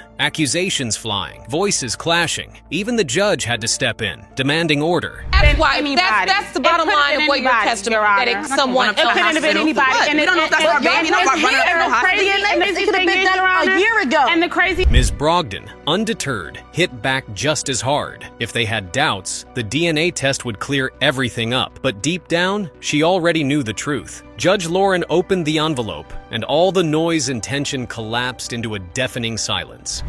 Miss Christina Jones is related to Quamira Jones. Now we will determine Mr. Paul Jones is not the father.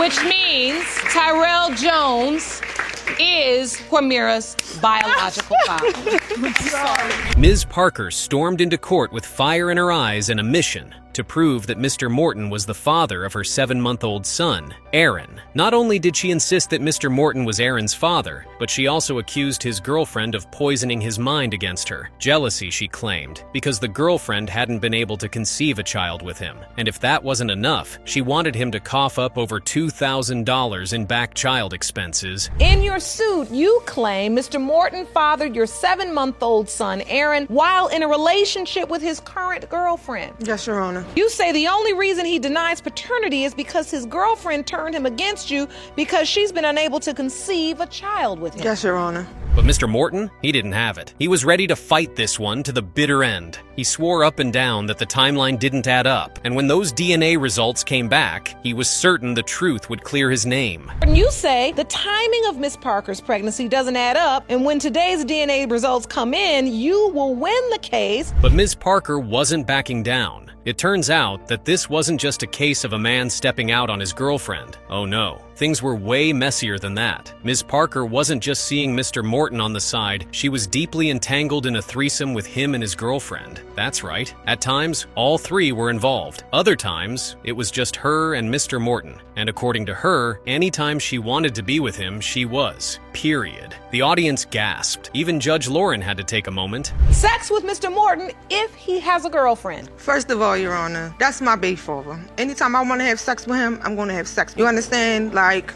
I was vulnerable. He called me. So, you know, we did what we did. So, hold on. However, if Ms. Parker thought this revelation would put her in the driver's seat, she was wrong. because Mr. Morton's girlfriend, Ms. Lemon, had her own version of events. According to her, she had been the one who invited Ms. Parker into their bedroom in the first place. Out of pity, she claimed she let her man sleep with Ms. Parker because Ms. Parker was lonely and pregnant at the time. Your Honor, the only reason why she was able to have sex with us is because I asked my boyfriend to have sex with her because she was lonely. My desires, me and my little freakiness, I said, my boyfriend, can you have sex with your pregnant baby mother because she's in need? Pause, Your Honor. How would she know Pause, that Your she's Honor. not there? Your Honor, that is not true. Before I even left to go anywhere, before I was gone for a while, we was having sex before then. The back and forth between the two women was electric, filled with side eyes, interruptions, and an almost laughable level of confidence. Mr. Morton rolled his eyes. He had done his own math, and in his mind, the numbers just weren't adding up. He and Ms. Parker had been intimate in early May. Yet the baby was born in December. 7 months? That didn't sit right with him at all. There's a possibility that this could be your child? It could not be my child because the timing is not right at all. I'm not tripping off of that. I know that that's my son's father.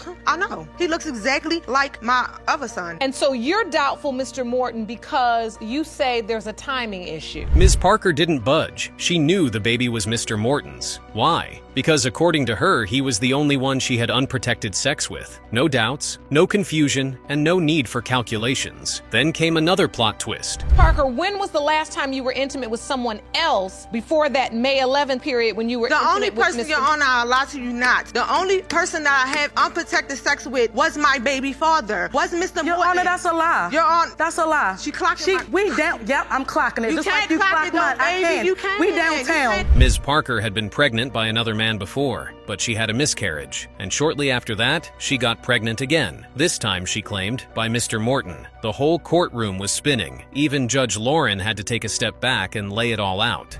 Your Honor, I do what I do.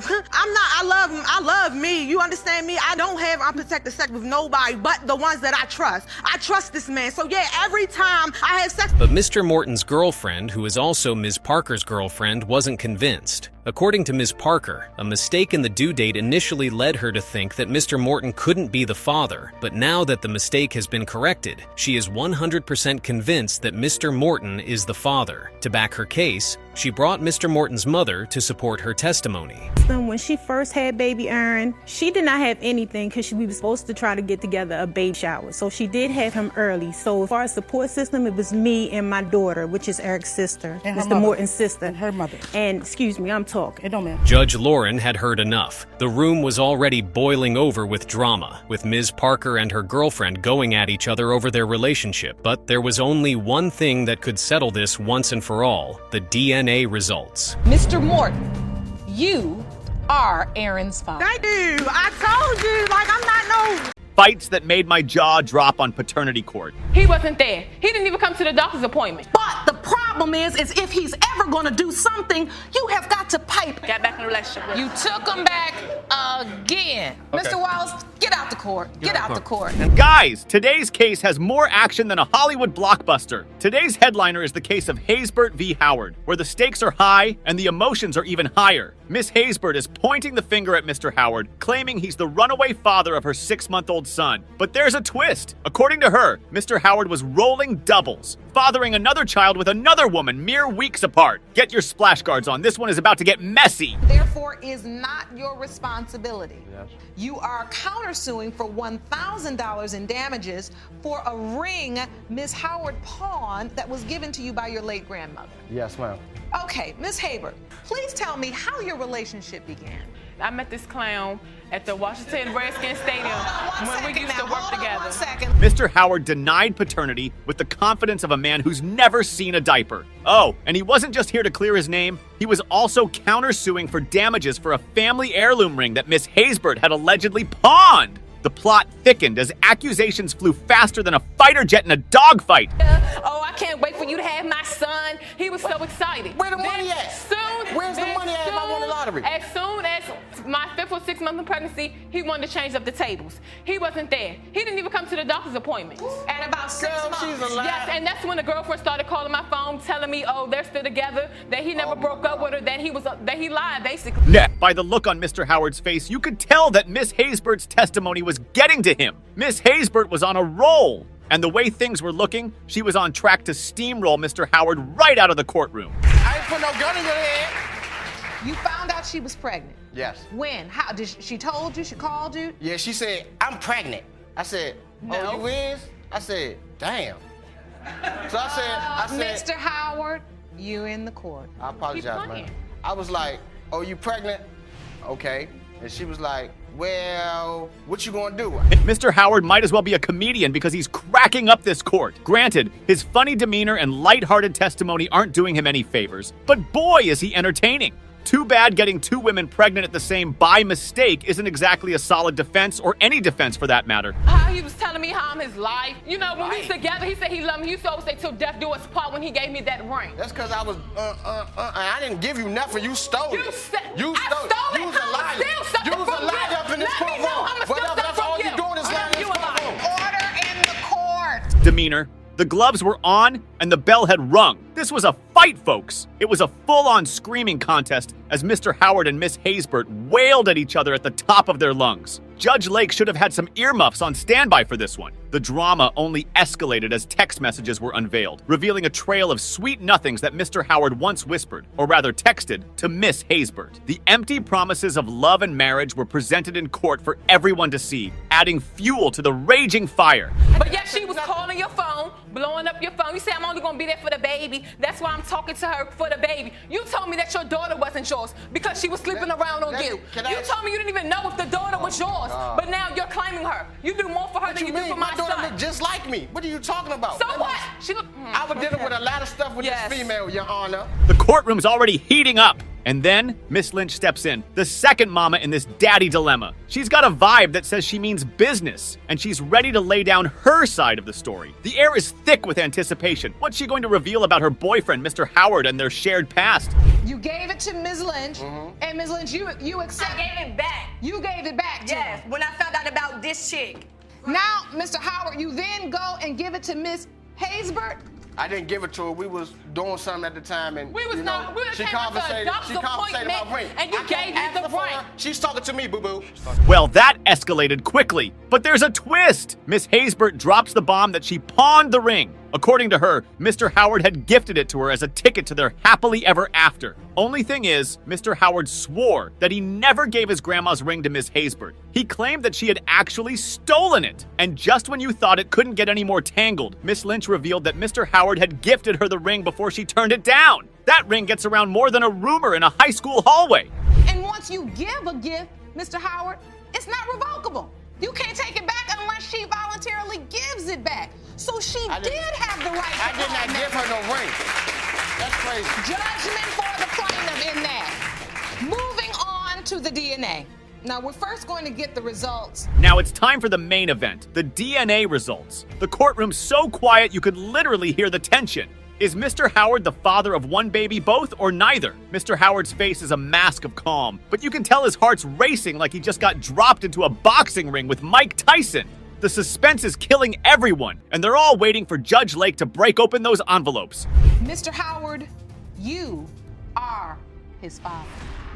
To death do us part, boo. All right, I'm gonna so be a it man. is what it is. I'm gonna be a Don't man. call my phone. Don't I'ma have be that a man. little wench over I'ma there be a call my man. phone I'ma or be text a my man. phone. You will never see him. I'm gonna be a Never. man. All right, everyone, grab your popcorn because we've just stepped out of one heck of a courtroom showdown. Miss Nazarene and Mr. Rami, our two main characters, were practically shooting lightning bolts at each other with their eyes. Talk about drama! You say he has caused you and your two children much pain and suffering by never stepping up as their father. Mr. Rami, you claim Ms. Nazarene has done immeasurable damage to your life and career by her very difficult personality. Ms. Nazarene, when did your relationship with Mr. Rami begin to sour? Miss Nazarene was fired up, swinging accusations like a major league hitter. She was fuming, claiming Mr. Rami was about as involved in parenting as water is in a desert. Then Mr. Rami strolled in, cool as a cucumber with a grin that could make you think he knew something you didn't. He tried to pin the blame on Miss Nazarene, saying she was tough to deal with and needed loads of etiquette training. Complete irrationality. The decision to be overtly angry, volatile, and violent for things that I consider to be less than important. Like rape.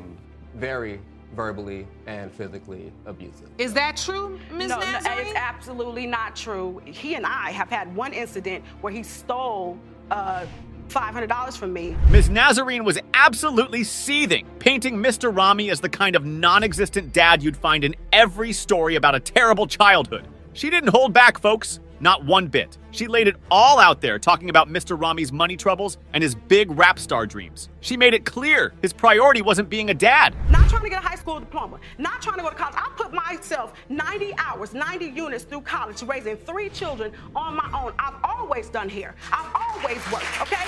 This man does nothing. Mr. Rami, is any part of this that she's saying true? The fact that we might have some children together and that we spend a short period of time enjoying each other's company.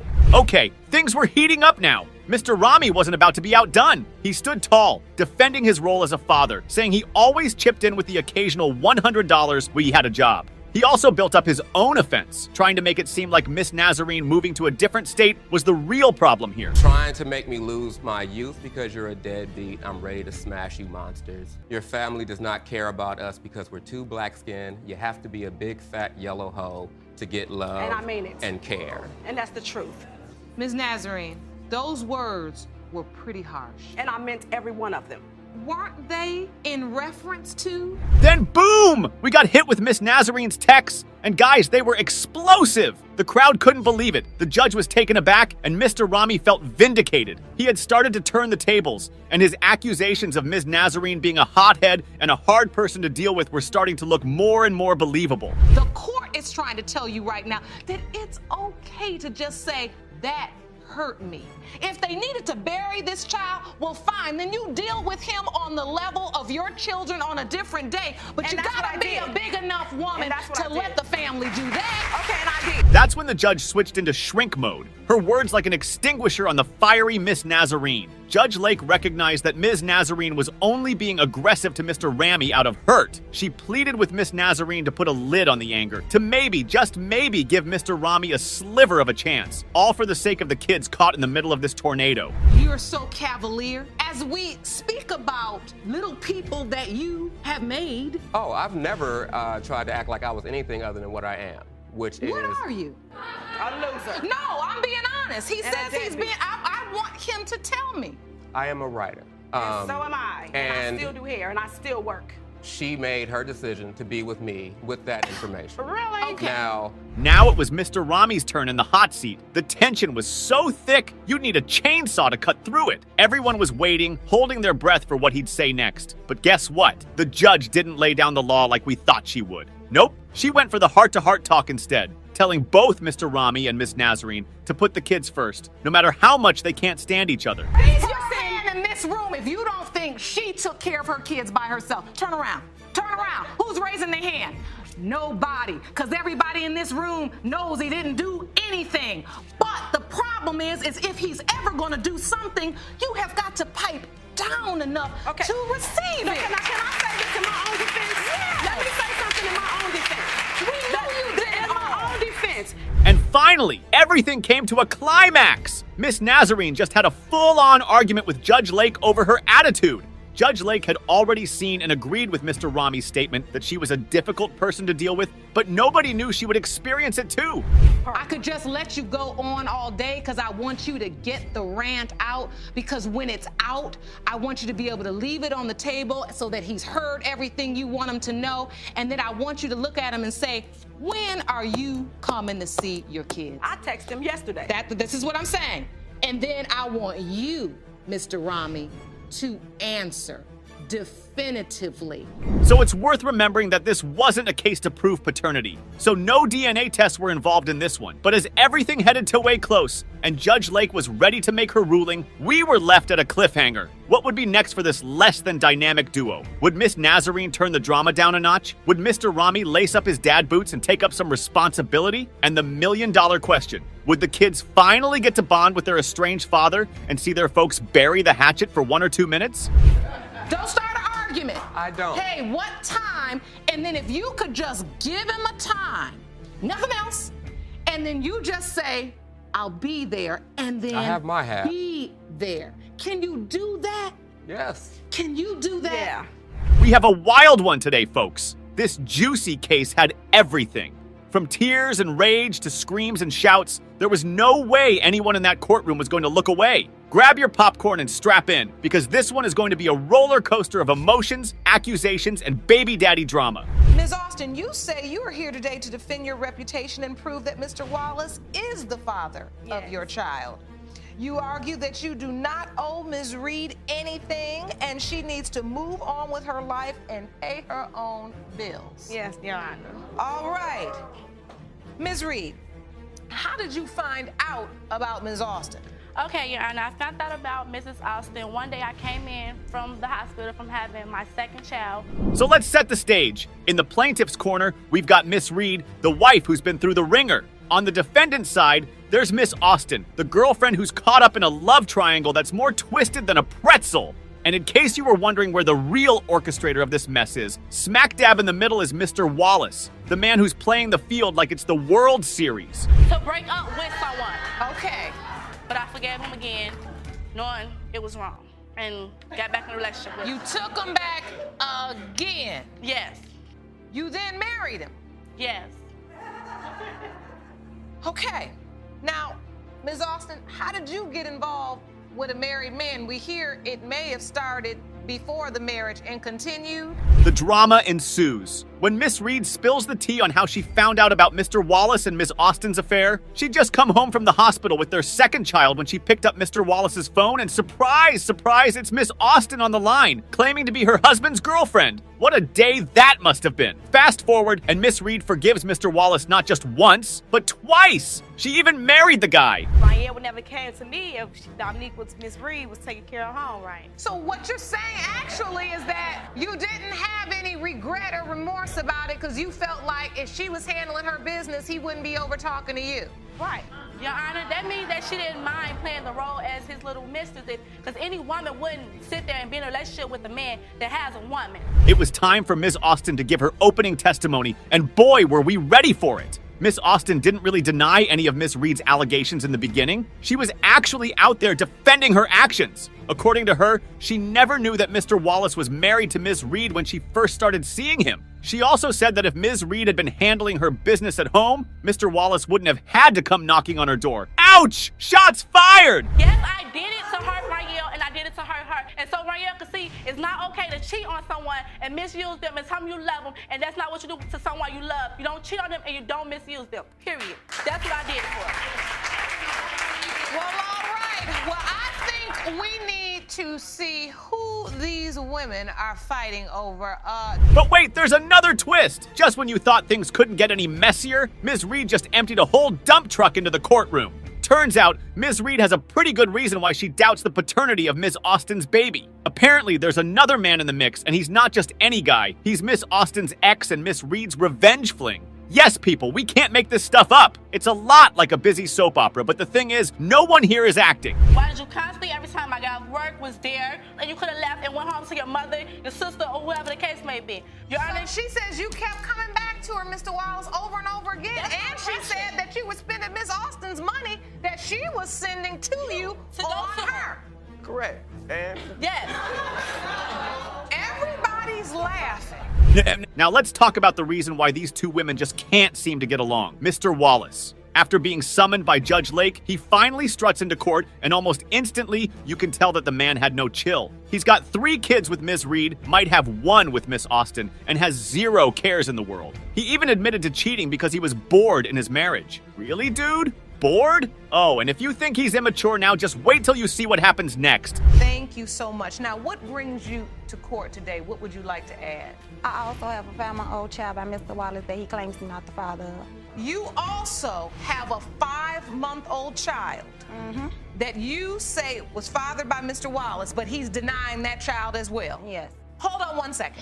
Just 1 second. We're going to get down to the bottom of this, but first... Told you we weren't done yet. Another woman, Miss Roberts, steps into the courtroom, claiming she also has a 5-month-old baby with Mr. Wallace. That's right.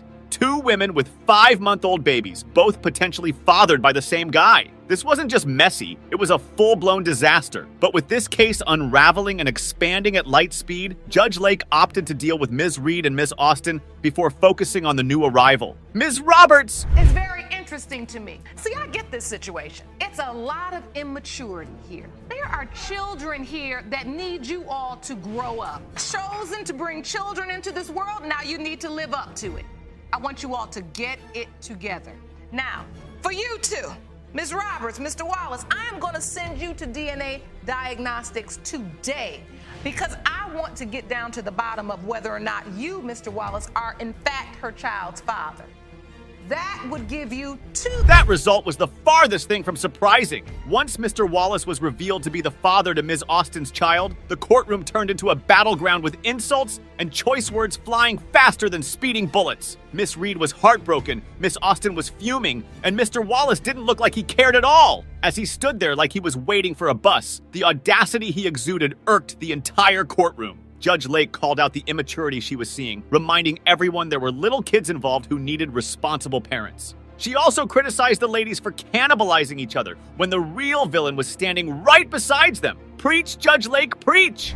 Because I want to get down to the bottom of whether or not you, Mr. Wallace, are in fact her child's father. That would give you 2 5-month-old children.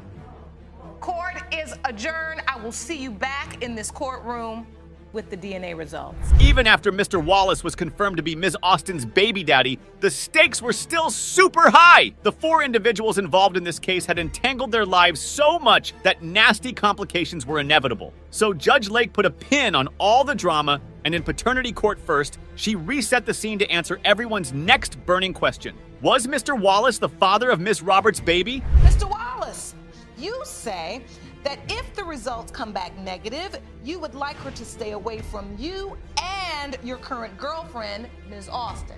Ms. Reed. Now, you are here once again to find out if your husband, Mr. Wallace, is the father of yet another child. And we're back! Things are already boiling over before the court was adjourned, but maybe everyone is a bit more level-headed now. Let's check in on these 4 individuals that we recently established are some of the most, if not the most, dramatic people on Earth. As we expected, these 3 ladies brought the drama in spades. Ms. Roberts might have got a little bit too carried away, but her ops were lucky that the bailiff was a great referee too. So as she was excused from the courtroom to calm down, the show went on, and the tension only rose from there.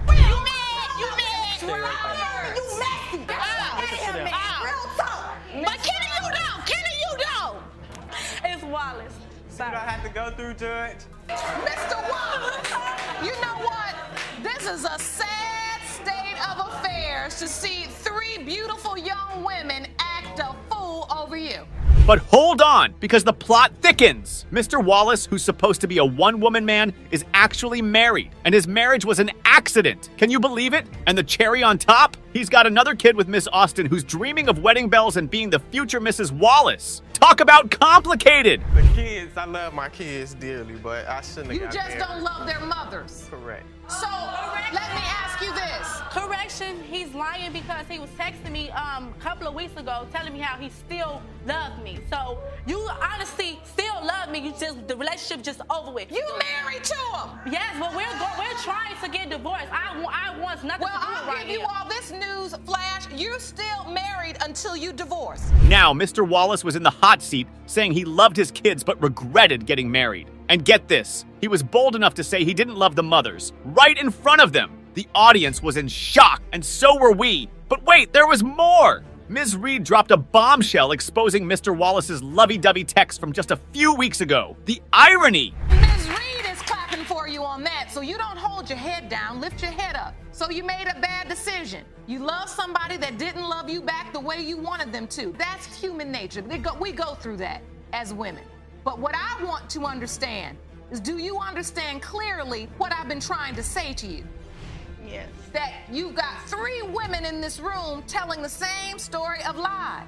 Judge Lake was on fire, grilling Mr. Wallace like a BBQ on the 4th of July, and the crowd was eating it up. Applause, gasps, and drama were the flavors of the day, and we were there for every single bite! Then, in a jaw-dropping twist, Mr. Wallace admitted to cheating with 4 other women. And if you needed any more clarification, that's 4 women excluding the 3 who were present for this case. And that was before he even took the lie detector test. Miss Austin's dreams of being Mr. Wallace's fiancée were crumbling, and we were watching the train wreck in slow motion. You understand me? No. You want to go out of here? Yeah. Mr. Wallace, get out the court. Get out the court. And don't You know touch what? Hey, You what are you gonna do sorrier about than it? I thought you Let's were. go. Get out the courtroom, Mr. Wallace. Mr. Wallace, leave the courtroom. Go out of the courtroom. Chirac, boy. Leave the courtroom, Mr. But as he exchanged words with Miss Reed, Mr. Wallace flipped out and completely lost his cool. Insults were flying, fists were clenched, and Judge Lake was laying down the law. She sends Mr. Wallace packing out of the courtroom, and we're all left wondering whether this hearing had come to an impromptu end.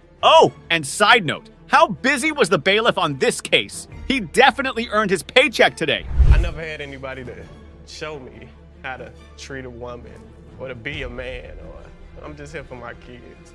Where I'm from, the way that I treat women, it's the only way I know. That's the only thing that's accepted from where I'm from. Just need help just need help. And that's why you're here. What do you want from this? Because, let's be honest, you didn't have to come.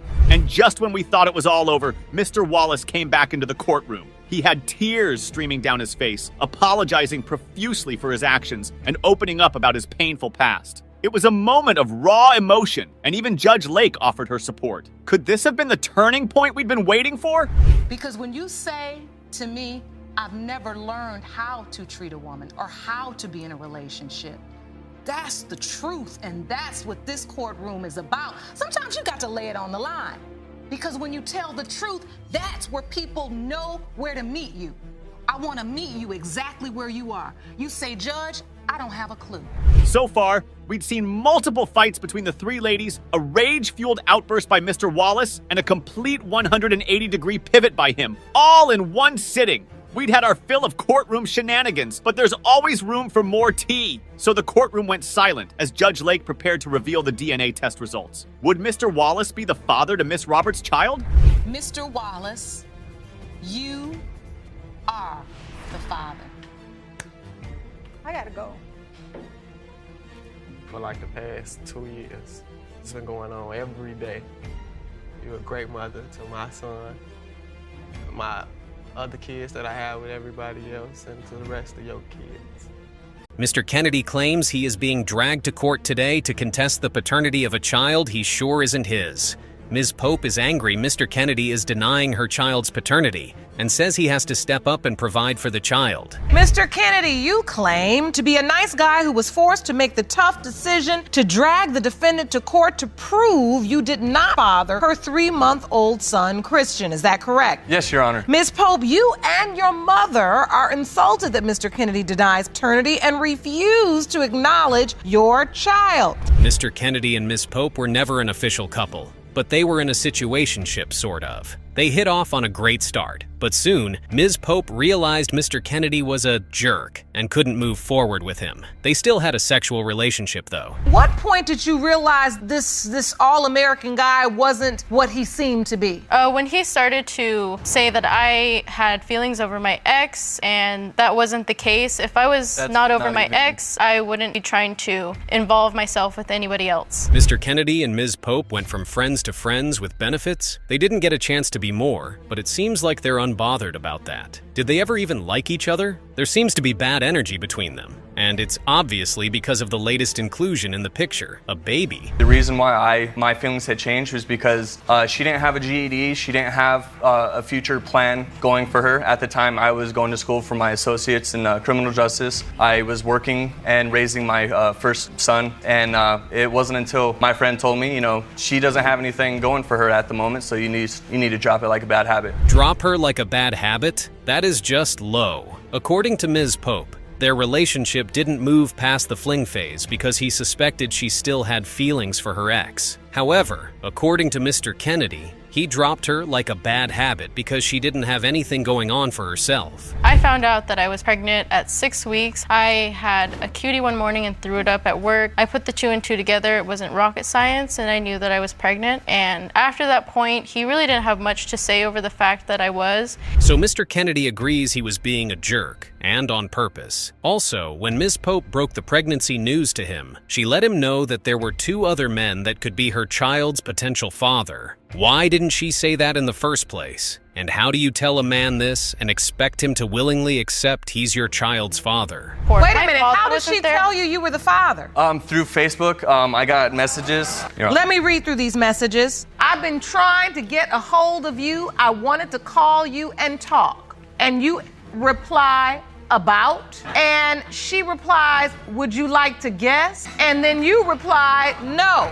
And then Ms. Pope says, okay, well, I'm not sure how to say this, so I'll just show you. And you send a picture of the baby. What a way to announce the birth of your child to his father. Over text, wow. We won't entirely blame Ms. Pope, though, because it seems Mr. Kennedy was intentionally unreachable. He cut this woman off on purpose, of course. He'd do everything he could to avoid her. It's a shame he can no longer avoid her, except, of course, the DNA results come out negative.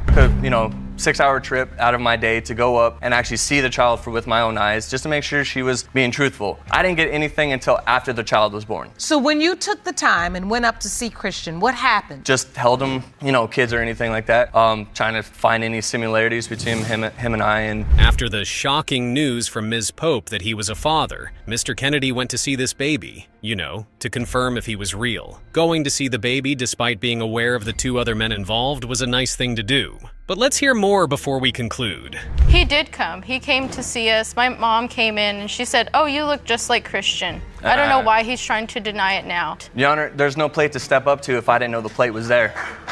Well, he does now. When you specifically tell me I'm not the father and then months later try to get me to step up. Miss Pope, you do have to own the fact that once you tell a man or he becomes aware that there are 2 other possibilities. Exactly. Why is Ms. Pope being so weird about this? Where are the other men? How did she remove them from her potential father list and crown Mr. Kennedy as Christian's father? How is she suddenly sure the child is Mr. Kennedy's? Yeah, he never came to my door and said, I'm ready to figure this out. Let's go do this. Let's get this done. You didn't inform me about any of this until after he was already born. Ms. Pope, I feel like you're missing is that you did admit that there were 2 other possibilities. And I admitted it. What he's saying is he took the approach, if you didn't reach out to him and you didn't include him, you must not have really thought he was the father. While this is an interesting turn to the story, it's not exactly relevant to the case. We're talking about the paternity of the child you supposedly had with Mr. Kennedy, not the one he had with someone else. He cheated, you cheated, blah, blah, blah. There is a baby here, and we need to know if Mr. Kennedy is his father or not. I felt like I wasn't going to give my son the life he deserves because I didn't know whether or not to have a complete jerk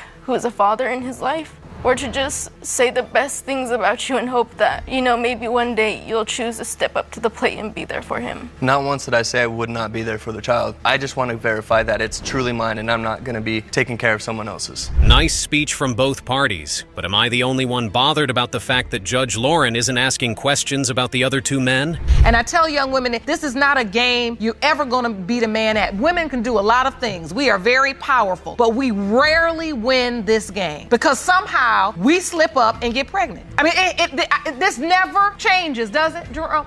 The saga never changes. Nobody could have said it better, Judge. Anyway, let's get straight to the point and find out if Mr. Kennedy is Christian's father. The DNA results are in. Mr. Kennedy, you are the father. You are the father. All right. How do you feel? Like I got a lot of work to do.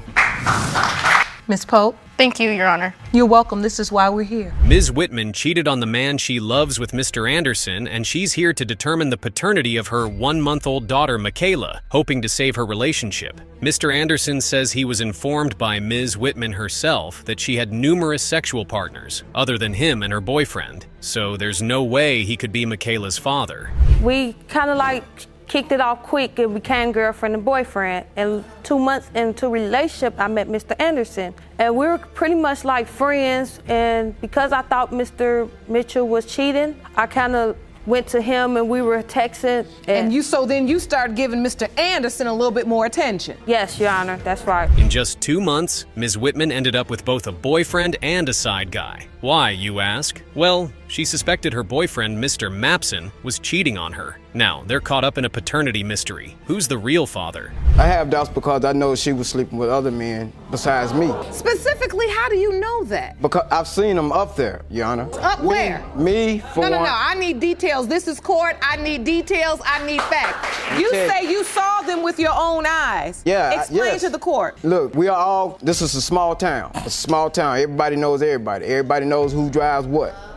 This particular person I know stayed with her a week. Okay, seems like we have an interesting case here. Mr. Anderson is confident, as in 100%, that Ms. Whitman was with other men when she was with him, and some of these men are even related to him. Isn't that wild? I want to understand, how did you figure out or find out that Miss Whitman was pregnant? Well, actually, Facebook, my baby mama, she didn't even call. I sent you the picture of the pregnancy test. And you sent it to Mr. Anderson? Yes, Your Honor. Did you send it to anybody else? Yes, I sent it to Mitch, too, through Facebook. Mr. Mapson? Yes, Mr. Mapson, Your Honor. After Ms. Whitman found out she was pregnant, she sent some kind of Facebook broadcast message to her potential baby daddies, Mr. Anderson and Mr. Mapson. One was excited until she broke it to him that there was a possibility the baby belonged to someone else. I kind of had suspicions because of our relationship. It was a long-distance relationship. Did you show up to the hospital and participate in the birth with her? At first, my intentions was to show up at the hospital, but just knowing that it could have been somebody else's kid, I didn't want to just involve myself. To involve myself in that situation, then find out that it's not mine,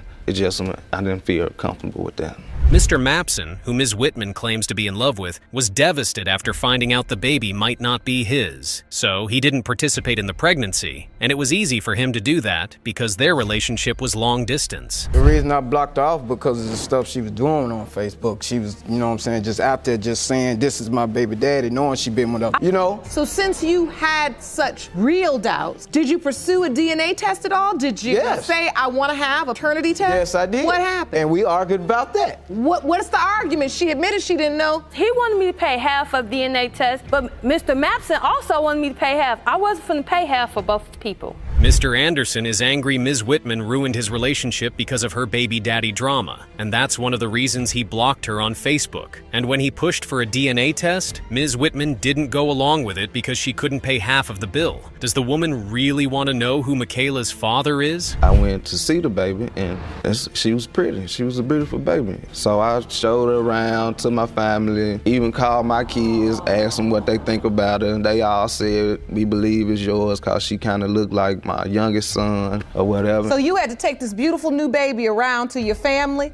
and to your children and literally just say, do you all think she looks like me? Correct. Oh, Mr. Mapson seems like a gentleman, taking Michaela to meet his family and all. If there was no doubt about the girl's paternity, you can tell they'd have been a happy family. But this situation has put a dent in their relationship. Is it possible to move forward from here? I'm willing to be with her. I told her once that marry or whatever, we just do what we gotta do.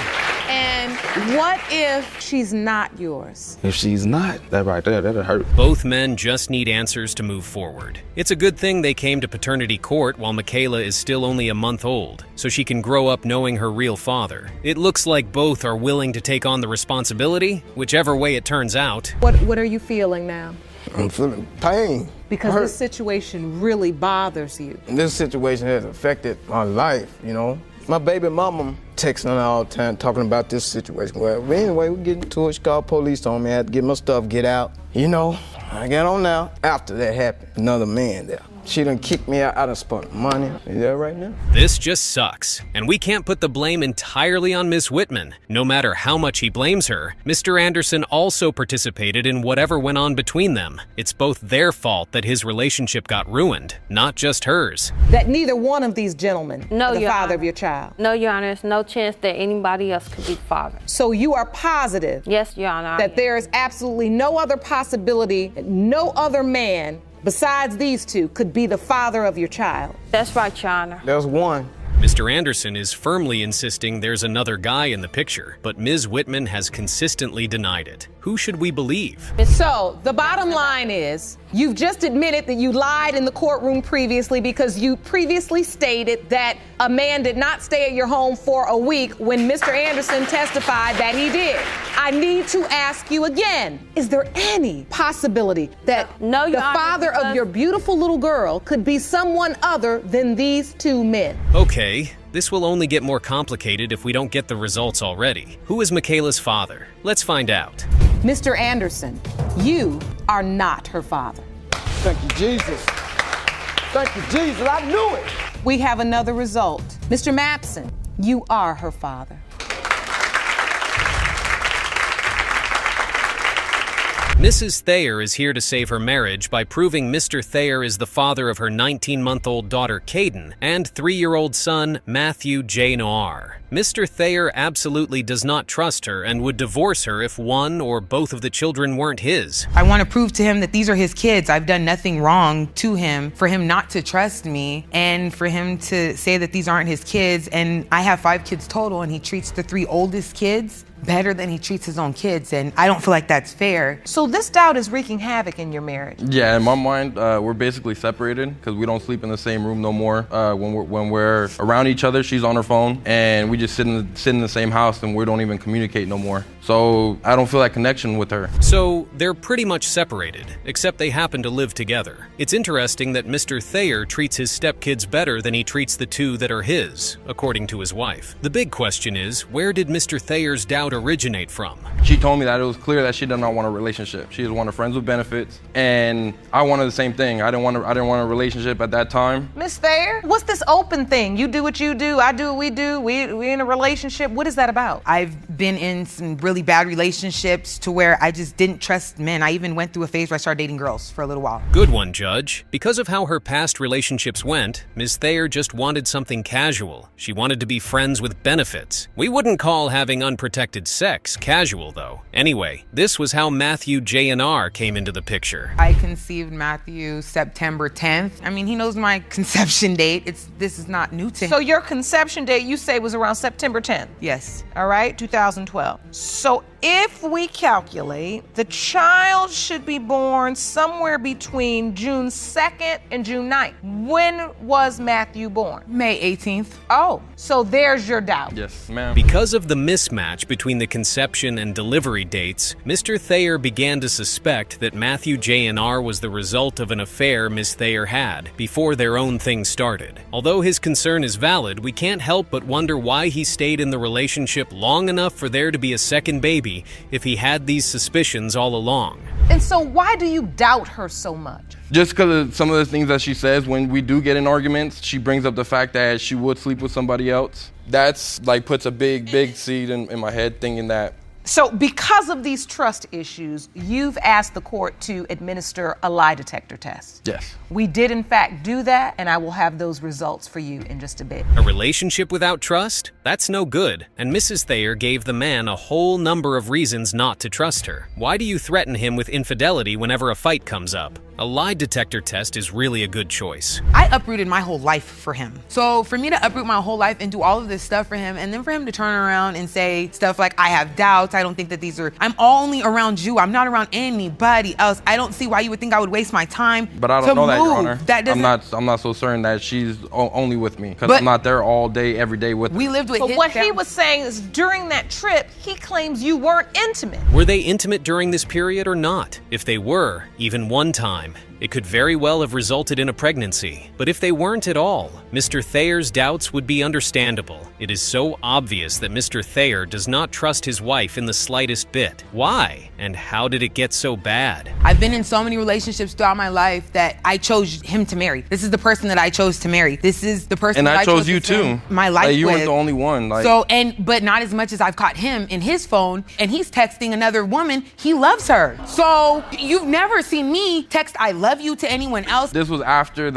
after I seen the messages that she was sending. So when I seen that she wasn't all the way faithful with me, of course I'm not gonna be all the way faithful with somebody else. Really? So after all the fuss, Mr. Thayer has been cheating on his wife, and his excuse is that he couldn't be faithful to someone who was unfaithful to him. Is this how relationships work these days? Mr. Thayer, as I listen to this testimony, do you think this is insecurity or infidelity? Because they're two different things. The arguments that we had when she was first pregnant with Matthew, about a month into the pregnancy, is when she saw those messages, and we did actually separate for about 3 months. Well, well, well. What more can be said? Mr. Thayer's mistrust of his wife has more to do with him than with her. He's insecure, and at the same time is cheating on her. So he believes she's doing the same. But how about Mrs. Thayer? Does he ever consider how hard watching him maltreat her kids must be on her?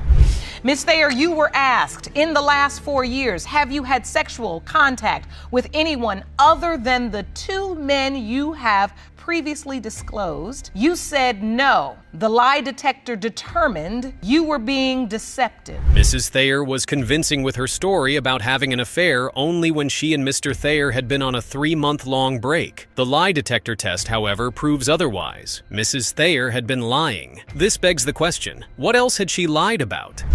Mr. Thayer? You just gave me my answers. So that just puts more doubt in my mind that these kids aren't mine. Because Matthew doesn't look anything like me, neither does Cadence. They look just like you. Everything, the chin, the cheeks, the shape of the face, everything. Well, obviously you're lying, so we can't believe you. She still insists she's never cheated on him while they were together, just that she was with more than 2 people while they were on a break. Seems like she really went wild in those 3 months. I am 1,000% sure that they are his kids. And we've heard that 1,000 times too.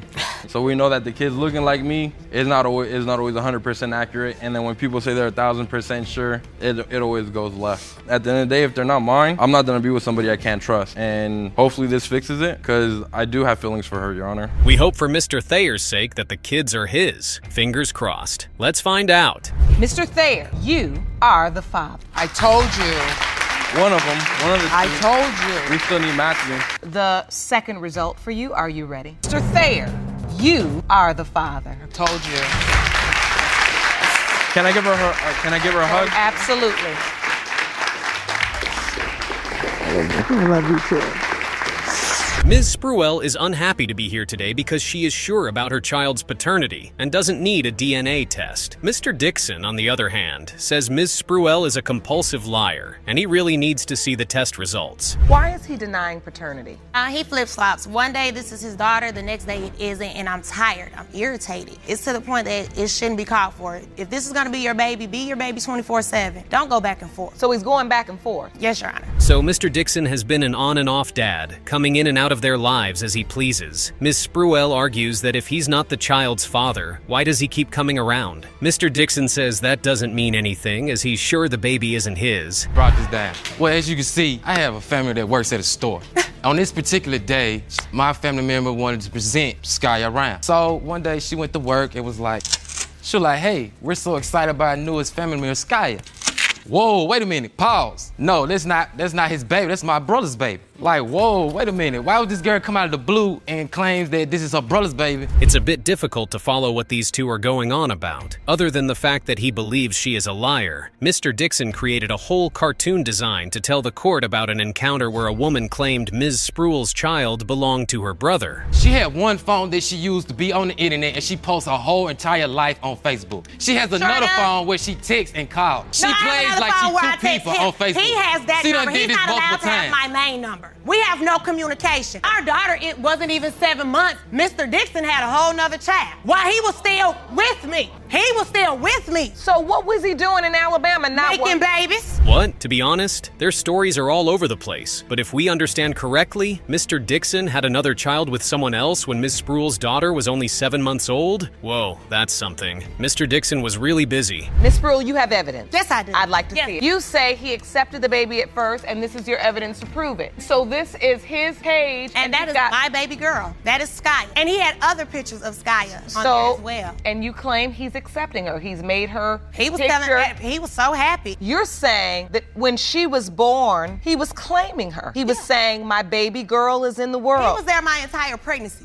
Okay, that was funny. Mr. Dixon might actually be the liar between the two. In the beginning, he painted Ms. Spruill to be a liar, but he never mentioned that he was present throughout her pregnancy and that he put up her daughter's pictures on his Facebook profile and everywhere else. Why'd he do that if he was so sure the baby wasn't his? We come back in 2 weeks together, and guess what? You're 5 weeks, 3 days pregnant. Mr. Dixon was there. We sat in the parking lot afterward, and I asked Mr. Dixon, what do you want to do? He tells me, we gonna be all right. We gonna take care of this baby. Everything gonna be fine. 2 weeks later, we let his mother know that I was pregnant. She pretended to be happy-go-lucky about it, but Thanksgiving, all hell breaks loose. If everything was this blissful at the beginning, what went wrong? Why did Mr. Dixon start to antagonize her all of a sudden? It was his idea that they keep the baby. He didn't have doubts then. So what went wrong? If I'm going to keep doing everything for this child, that's my name. You didn't earn that right. That's a lie. You didn't earn that right. Miss Spruill, but now that's not the issue. If you're saying this is the father of my child, without a doubt, and he's saying, I want to put my name on the birth certificate and have her name changed. Ms. Spruill needs to make up her mind. She wants Mr. Dixon to accept the paternity of her daughter, but at the same time, she doesn't want her daughter to carry his name. Isn't that contradictory? What better way could Mr. Dixon prove his readiness to accept the child than by willingly offering, actually fighting, for his daughter to have his name? That baby didn't deserve that. Why do you My lie? baby did not deserve that. I don't care how you feel about me. That is a child. I know what it feels like to grow up without your daddy. It's not a good feeling. And to have somebody come in and out of your life, it's not fair. If you're gonna be her daddy 24/7. Don't pick and choose your days. Look at that beautiful little girl. Ms. Spruill's feelings are understandable. Mr. Dixon can't keep acting like that. He has to be 100% present because the child deserves that. Ms. Spruill isn't even concerned for herself. Her only worry is her daughter. Kamaya constantly lies. Why do you lie? Even when this baby was born,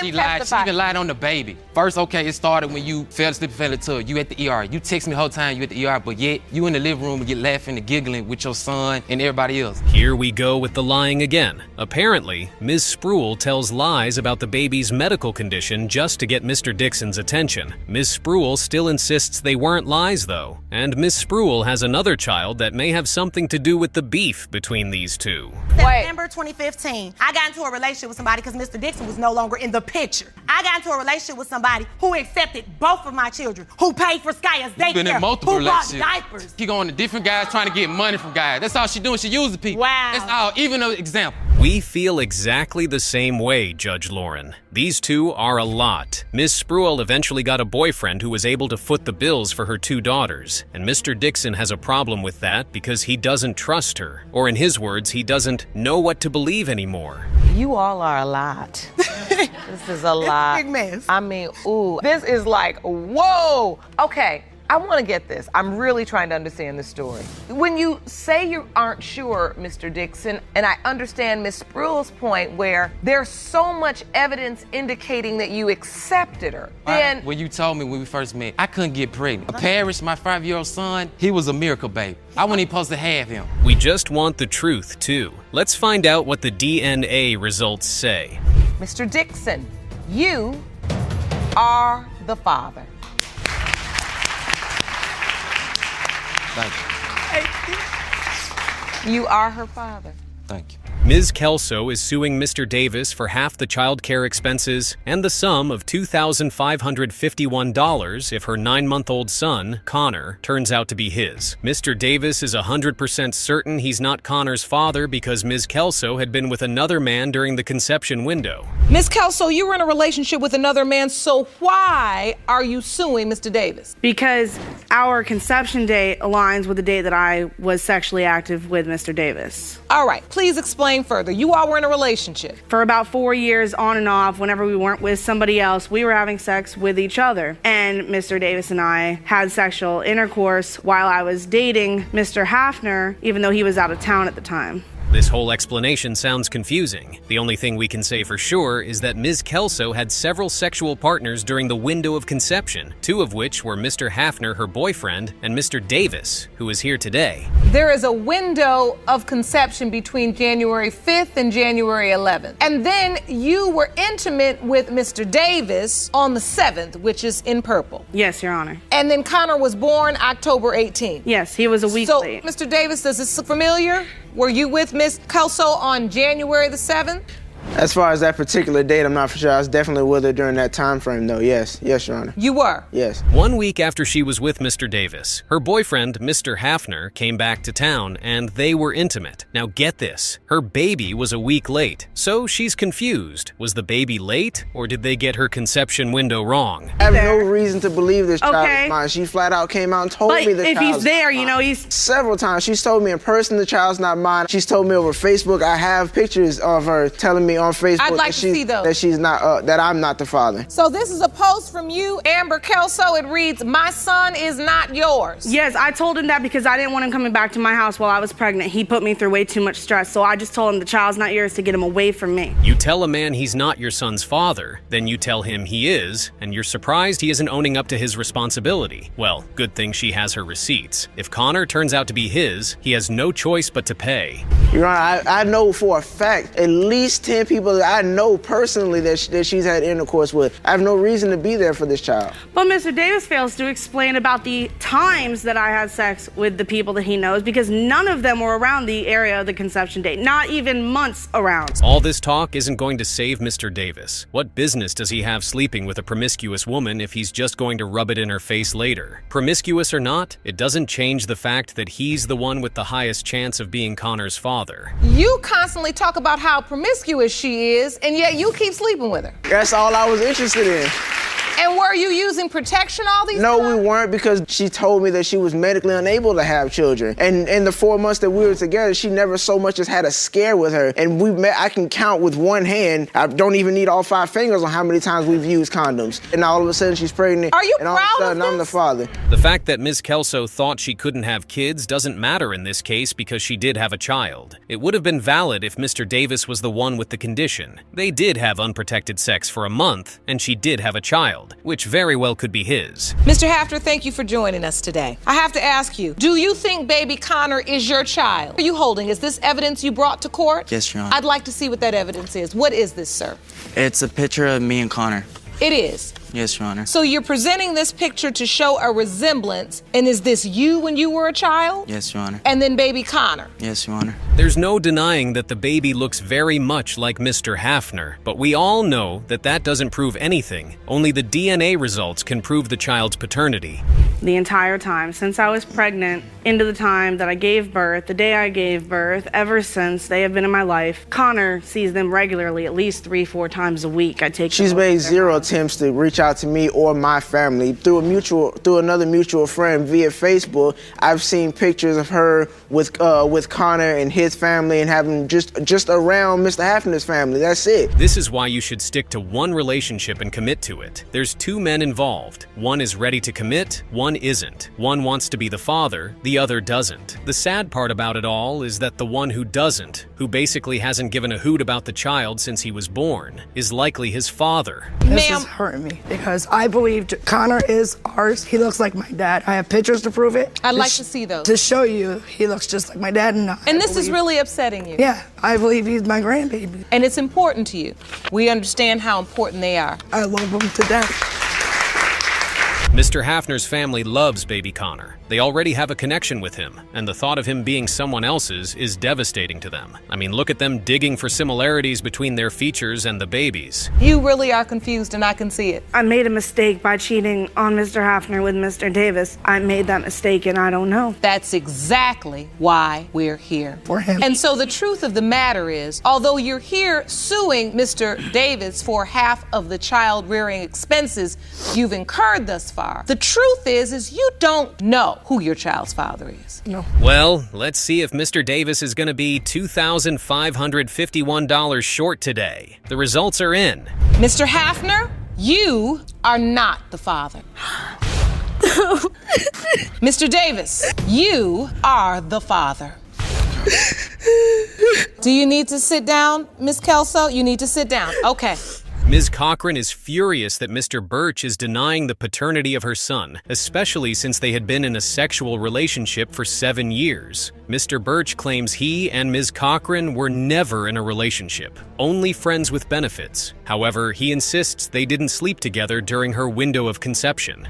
Your Honor, he's denying my son because he doesn't want the responsibility of another child, nor does Mr. Birch want to pay child support. That's why I believe he's denying our child. Your Honor, we only had friends with benefits since we first started. And I made it clear to her. That's what I wanted from the beginning. I understand that Mr. Birch only wanted friends with benefits, and I was fine with that. And I understood that Mr. Birch did not want any more children, and I was fine with that. They both agreed to be friends with benefits. No kids, no commitment. But somehow, this baby got in, and Ms. Cochran is saying he has to face it and own up to his responsibility. And she is right. Whether or not you plan for a baby, you have one. So you gotta act like it. At the times we would have sex, she was actually bringing the condoms to me. So you were using protection? No, ma'am, that is not true. We did not start using protection until after I was pregnant. I have to ask you this, Miss Cochran. Why were you having unprotected sex with Mr. Birch? So the both of them have other kids, and for 7 years were in a sexual relationship without using protection. How didn't they see that at some point a baby was going to come in, and this 7-year relationship was heading nowhere? Seriously? So if he's living with other women, how do you think that you're going to be in a relationship with him? Because it didn't start out like that, Your Honor. The women came after he relocated back to his hometown, is when I got knowledge of the other women. Your Honor, actually what she would do is ride past my house every time. Not once he relocated she would to see another a car, city. she would see a car sitting in front of my house, and she would assume, oh, she lived with you. It pretty much sounds like they were more than just friends with benefits. Friends with benefits usually don't have this territorial nonsense going on.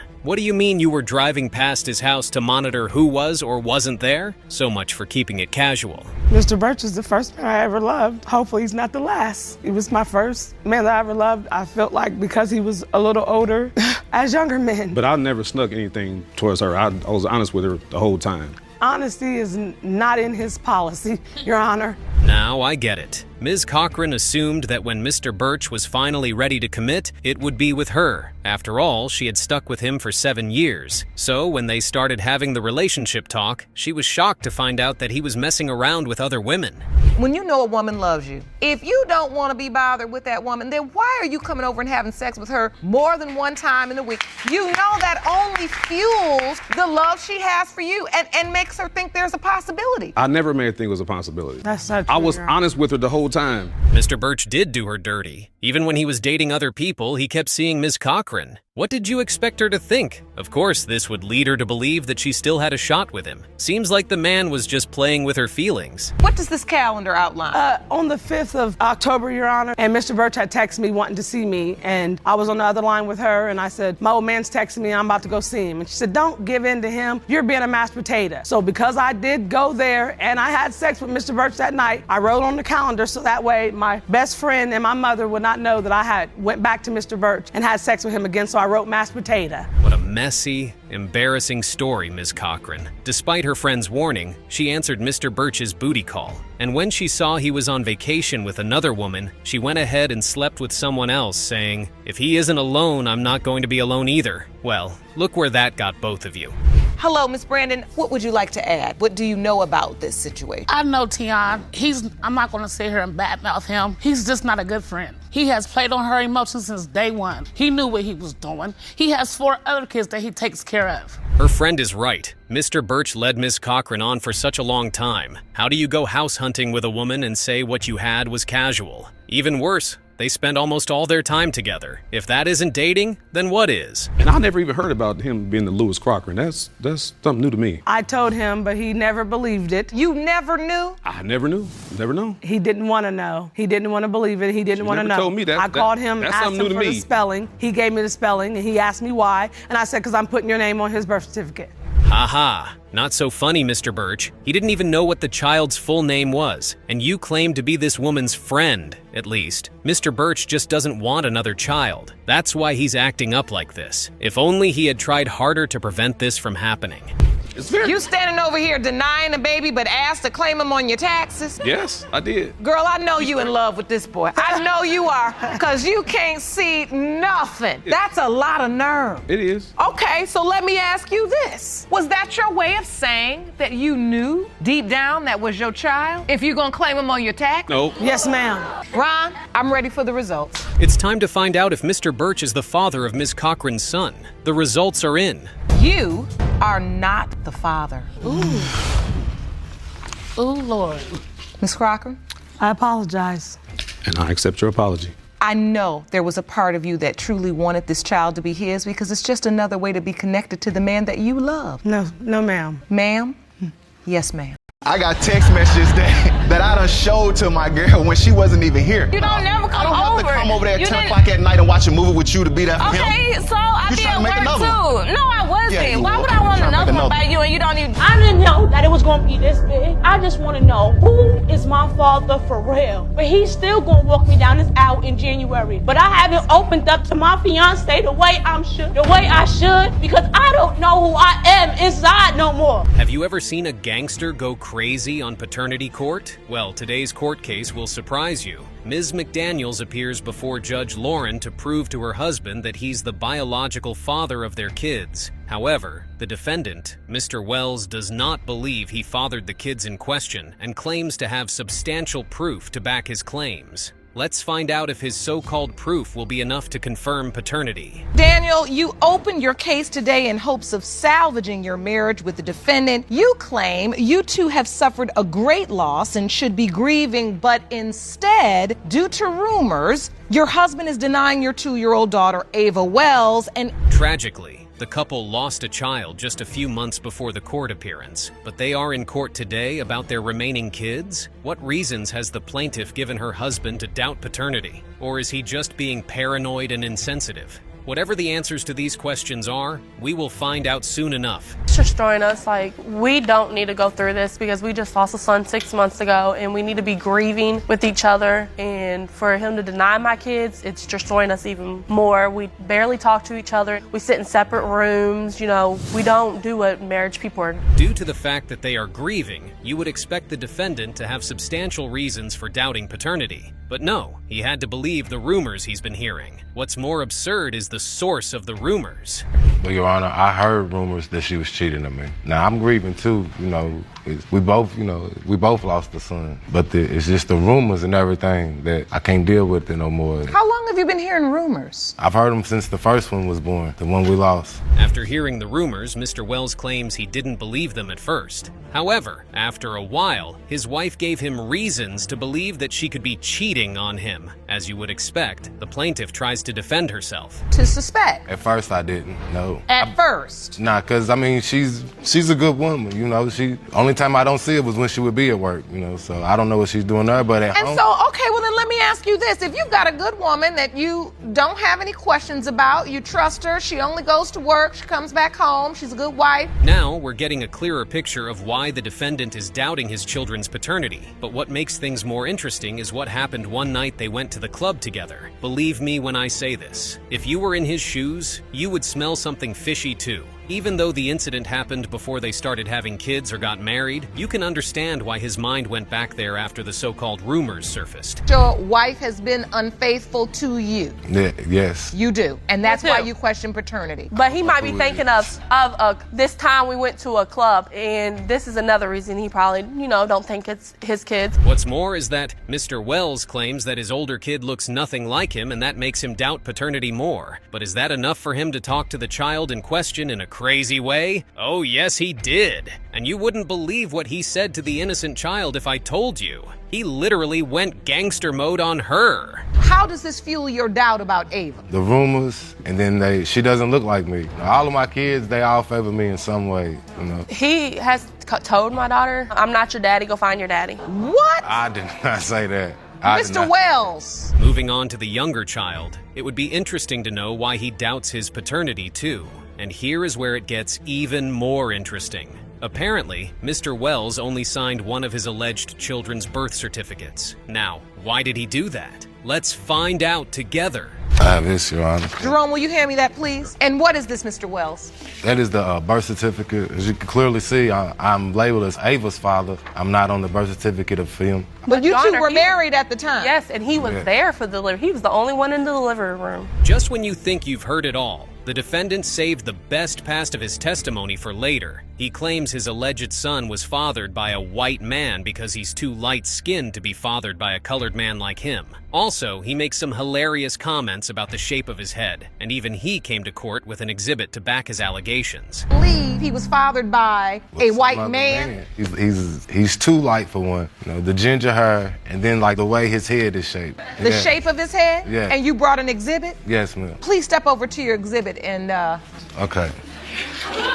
And what I'm showing, Your Honor. Due to the physical attributes Mr. Wells stated, he believes his alleged children's aren't his, but the question is this: is that enough for him to doubt paternity given that they could have the shape of their mom's head too? Nah, it's not enough. We can only determine if he's their biological father or not once the results are ready. Ms. McDaniel, do you have a roller coaster head? No, Your Honor. I don't think so. You have decided that this physical attribute, you say, your other children possess. Yes, ma'am. But how many other children do you have? I have. There's a lot at stake in this court case because the outcome of the DNA tests would determine if the married couple will continue together or not. Could Mr. Wells be right about his doubts, or is he wrong and owes his wife an apology? The only way we can get answers is by hearing Judge Lake read out the test results. So let's get to it. Mr. Wells, you are the father.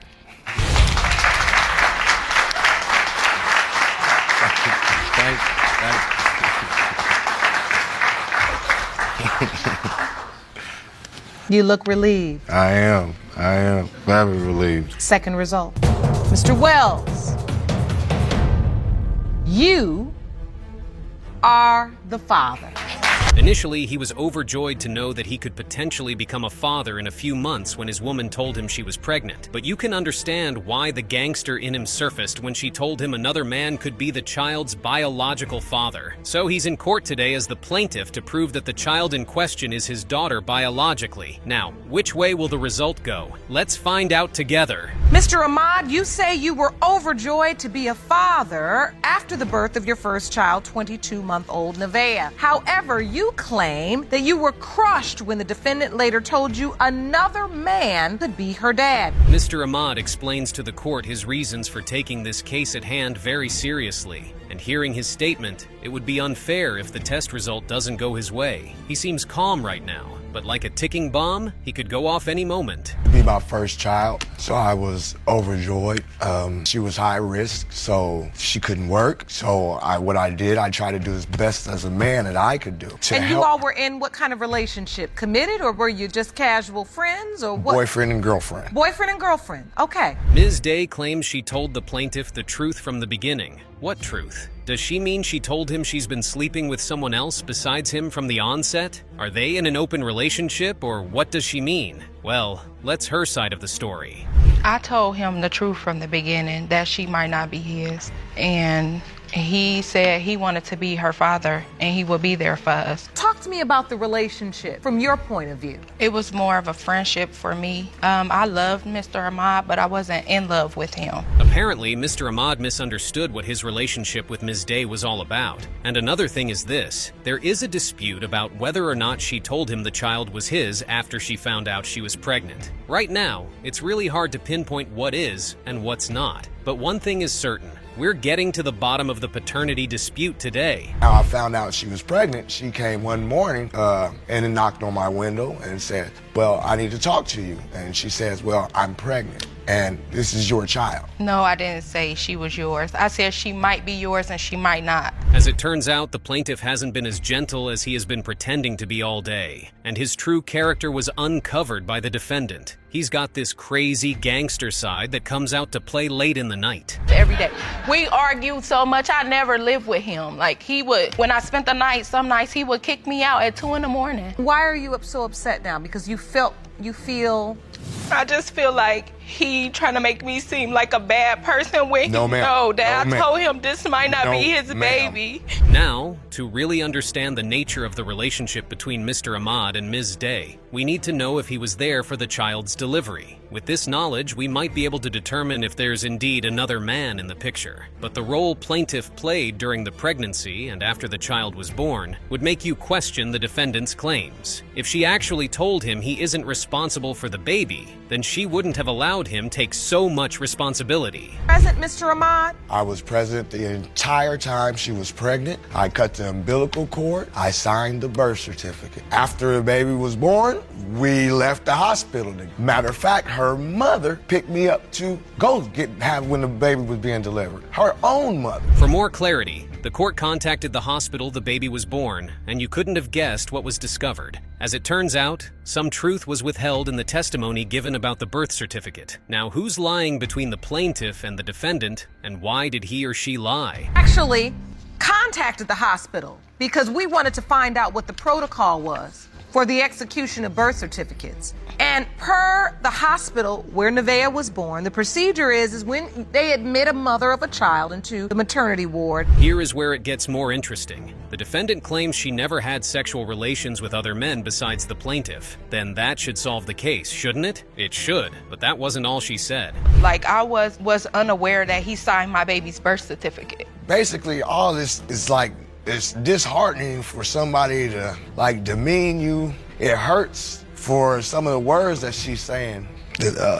I wasn't in a relationship with him, but I never messed with another man while I was sexually involved with Mr. Ahmad. This is something that happened before I was sexually involved. Ms. Day is hell-bent on the fact that she never led Mr. Ahmad on to believe that the child is his biological daughter. But everything we've discovered all day is making us think otherwise. What's more is that the court did some investigation on the defendant's social media, and what was discovered makes the situation more interesting. Did a little investigation of your social media, and we found some very interesting posts. Now, this is Mr. Ahmad, am I correct? Yes. It says, "Happy Father's Day to my child's father. Even though she's not here yet, he's already amazing." At this stage of the hearing, it only makes sense if the other possible father tells his side of the story. As it appears, the other man, Mr. Flowers, is aware that his alleged daughter has another potential father, and like him, he took the DNA test too.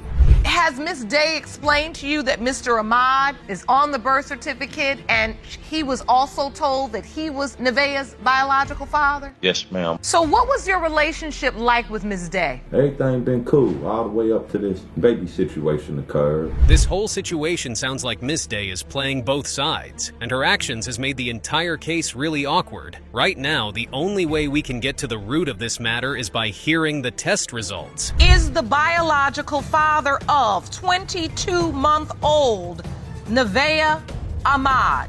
It has been determined by this court. The biological father is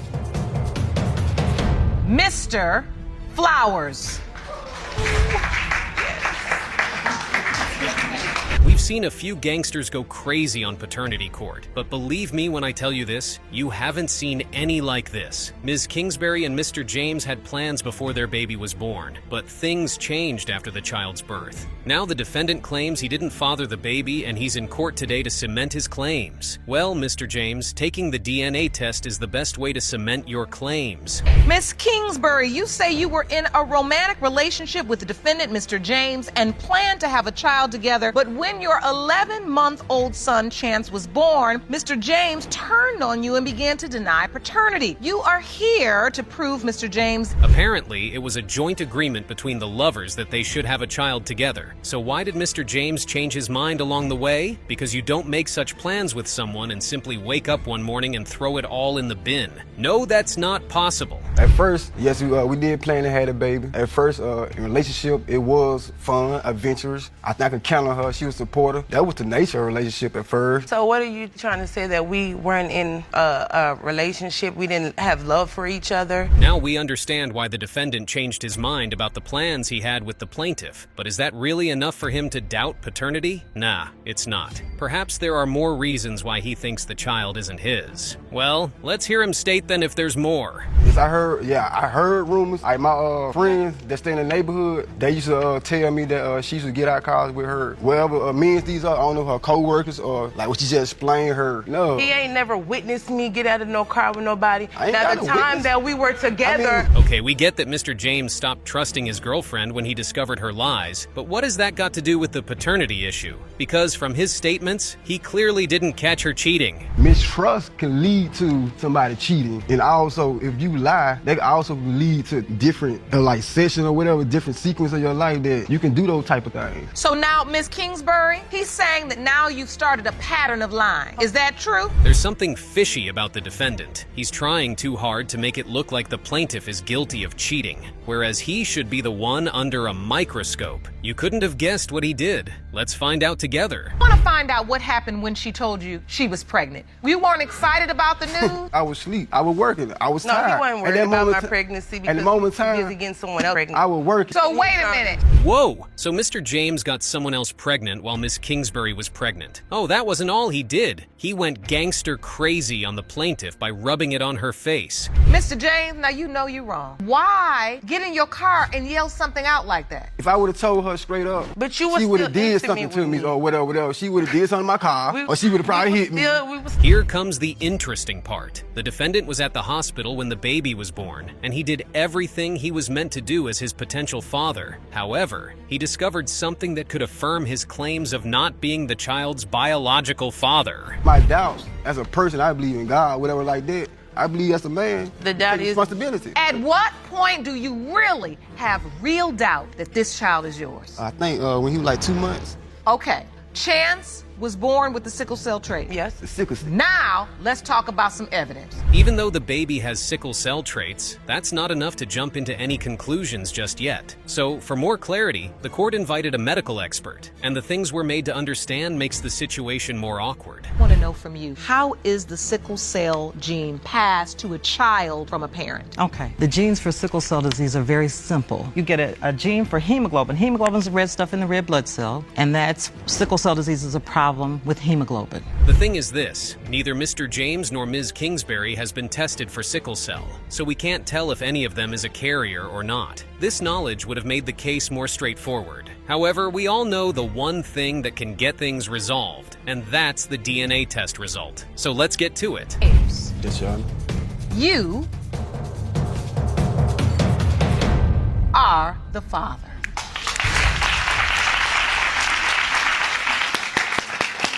That's your beautiful little boy. How do you feel? It feels good to know for sure. You don't have to apologize. What are you feeling in this moment, Miss Kingsbury? Today's case is one of the few times gangsters go crazy on paternity court. Ms. Davis is suing Mr. Gilbert to prove that he fathered her son. What's more is this. The plaintiff believes the defendant is doubting paternity because someone close to him planted the doubts in his mind. Is the defendant right for having these so-called doubts? Let's find out together. Convinced beyond a shadow of a doubt Mr. Gilbert is your son Corey's father. You feel the only reason Mr. Gilbert is denying paternity is because he has been brainwashed and manipulated by his meddling sister. Is that correct? According to the plaintiff, herself and the defendant planned to have a baby together. But then came family drama after the baby was born. As a result, Mr. Gilbert couldn't follow through with the plans he had with her anymore, and here we are. Explain. We planted this baby, and then when I got pregnant, he was there, and it's like when he told his family I was pregnant, that's when they turned against me, and they had put in his mind that he's not the father of my son. You were in a relationship? Yes, ma'am. Tell me about the relationship. Now it's time to hear the defendant's side of the story. The young man didn't dispute the fact that he and the plaintiff had a baby together. However, he claims he doubts paternity due to some reasons he's ready to share with the court. Did you tell her you want to have a baby? Yes, Your Honor. So why doubt the baby? Because it's like the friends she hang out with, I don't agree with them. None of them. So it made you feel like birds of a feather may flock together?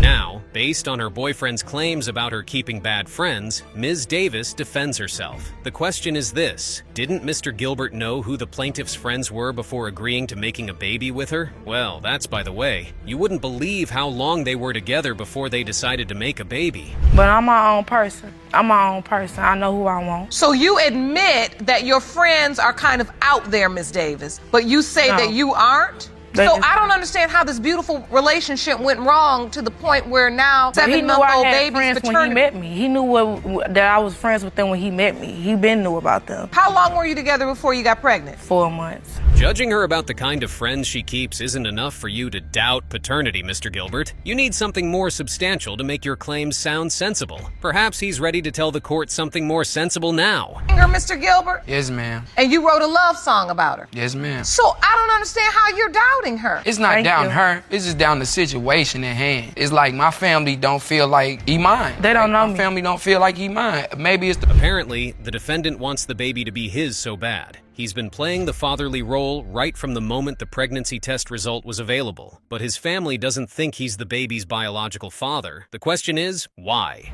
I was sleeping all day, and he went to go get the pregnancy test for me. He told me I was pregnant before I knew. You remember this day, Mr. Gilbert? Yes, ma'am. And you go get the pregnancy test? Yes, ma'am. You take the test, and what happened? It came up positive. And you found out you're pregnant? Yes, ma'am. At that moment, did he express any doubt? No. Up to this moment, the Gilberts still haven't provided the court with substantial reasons as to why they believe the defendant didn't father the child in question. Instead, the defendant's sister goes gangster crazy, making serious allegations about her brother's potential baby mama. Threesomes? Oh my days. You heard. First of all, she was having threesomes with men. She was already pregnant before she met my brother. That's what I heard. Okay, let's go one at a time. Ms. Davis, is that true? No. They can't even tell you that I talked to anybody while you sitting up here doing all that. I don't know that. I don't know what you was doing. I don't know what you want. Interestingly, the plaintiff presents the court with some evidence she believes is enough to squash the Gilbert family's false claims about her son's paternity. She provides the court with 2 baby pictures, one of her son and the other Mr. Gilbert's picture as a baby. Here is the question: do they really look alike? Picture of Corey. Baby Corey.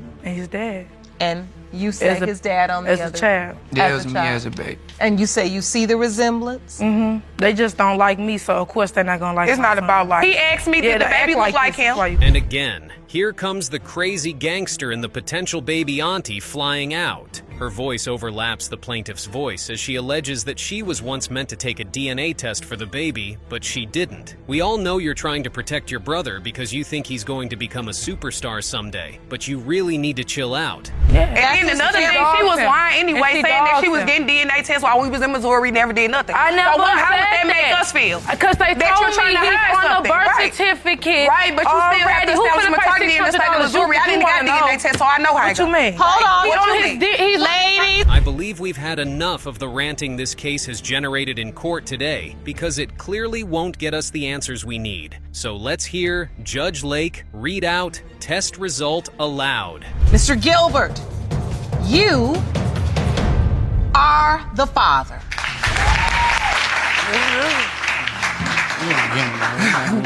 Because you're going to be right back with me.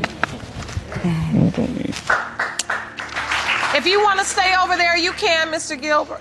It's good. Miss Davis, what are you feeling, honey? Because I've been trying to get this out for so long. It hurt. It hurt bad. Just when you think you've seen it all, we've brought y'all a well-garnished episode on crazy gangsters on paternity court. Mr. Dark is in court today against his alleged promiscuous ex-girlfriend to prove that he didn't father her child. However, the defendant, Ms. Bailey, goes gangster crazy on him in retaliation, calling him a deadbeat for running from his fatherly responsibilities. Oof, it seems like we're about to have a long day in court today. The defendant is a promiscuous liar who broke your heart 4 years ago, stepping out on your then relationship. You admit to having a one-night stand with her 2 years ago, but are furious Ms. Bailey is now claiming you fathered her 11-month-old son. Firstly, why would the plaintiff insult his ex-girlfriend's name? As you could have guessed, he's got a long story to back up his claims. And I hope you've got your popcorn right beside you as he takes us down memory lane. Your Honor, I've been knowing Miss Bailey for probably about 7 or 8 years, and she's had a history of things like this. And I'm just going to tell you a little bit about myself and Miss Bailey. We was in a relationship for about 4 years. Okay. Oh, you haven't heard it all. Wait till you hear what she has to say to defend her actions. She clearly feels no remorse as she tries to justify her infidelity. You could see the cold gangster in her eyes as she responded to Judge Lake's questions. And I only did it because I thought you was cheating on me. Okay, but... So you admit you cheated on him? I did. Okay, and so your best friend told on him? Now, one can help but wonder what happened to their relationship after Mr. Dark heard the heartbreaking news. Normally, you would expect that that is the cause of their breakup, but no, it didn't end things with her at that point because she had his heart wrapped around her little fingers. I tried to work past it, again, because of the things that we had already discussed of us being a family and us, you know, trying to work things out, possibly us getting married or whatever the case may be, but I tried to work it past for about approximately a year or so, but I just couldn't take it. I couldn't. Okay. The inevitable happened because he couldn't handle the hurt, but the situation seems very confusing because the plaintiff claimed they broke up 4 years ago. If that's the case, how are they in court today to confirm the paternity of an 11-month-old baby? We never stopped dealing with each other along the way. Even though we separated, we still occasionally seen each other every, you know, like 2, 3, maybe every 2 months, 3 months or so. What's dealt with each other mean? We still seen each other occasionally. Seen each other and had sex, or Yes, just ma'am. seen each other Still and was said having hello? unprotected sex sometimes, yes, ma'am. So, even though they broke up, they still had sexual intercourse with each other along the way? Oh, okay. Well, what we need to understand now is if they had sex during the window of conception and if it was protected or not. You kept having sex until 2016. It was like early March. You have sex and you didn't use protection? No. ma'am. When was Jameer born? November 13th. You're saying the last time you were really intimate was around in March? Yes. If the dates of their last intercourse and the day of conception is correct, then it means the defendant has been using the plaintiff all these while. But hey, we can't jump into conclusions just yet. There's only one way we can determine if she's right about her claims or not. Yes, ma'am. You feel like you were a crutch? Yes, ma'am, because from the beginning, I was there at the hospital when Jameer was born, even with my doubts, because in the back of my mind, I didn't never want to feel like, okay, he really was my son and I didn't do the things that I was supposed to do as a father. I was there when he was born. Here is where things get more interesting. The defendant, who has been acting gangster all day, is suddenly crying. Like, really? Well, apparently she gave the plaintiff some conditions while they were at the hospital after the baby was born. And due to those conditions, he had to sign the birth certificate. To answer your question is because you told me at the hospital that if I didn't sign it right then I wouldn't have another opportunity to sign it. That's what you told me right there at the hospital. No, I didn't. You didn't have to sign it. I didn't force you to sign it. You signed it on your own. If I didn't sign it, what was gonna happen? He won't have your last name, you won't get to sign it. Did you not say that? Back to the tears. Why is Ms. Bailey crying so hard? Is she feeling remorseful because she knows she's about to be exposed, or sorry for playing on Mr. Dark's intelligence? Well, let's hear her state her reasons for crying as she answers Judge Lake's questions. What is upsetting you in this moment, Miss Bailey? Because he know that it is his son. Like, my baby look exactly like him. It's upsetting you because he's denying him? Yes. You don't understand. I have 3 other kids that I take care of by myself. Now, wait a minute. This isn't the first time Ms. Bailey will be tangled up in such situation. As a matter of fact, she's not denying it. No wonder the plaintiff is so confident about his doubts on being her son's biological father. Okay, but I made sure that I wasn't gonna do it again. Like, I made sure that you was gonna be the only person. Miss Bailey, have you been in a paternity situation before? I have.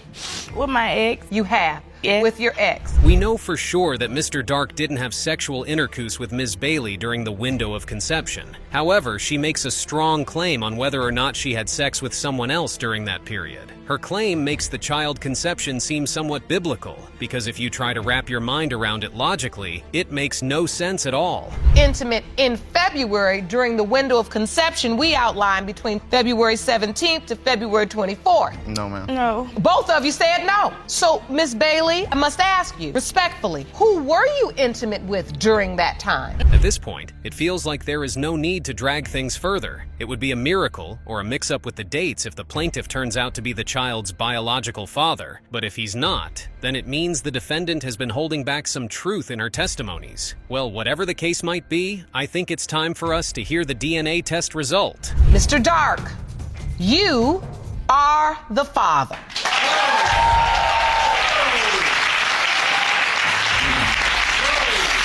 You are the father.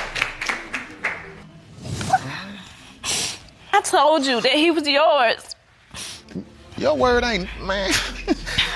Okay. So listen, when I first told you you were the father, Mr. Dark, I saw genuine emotion on your face.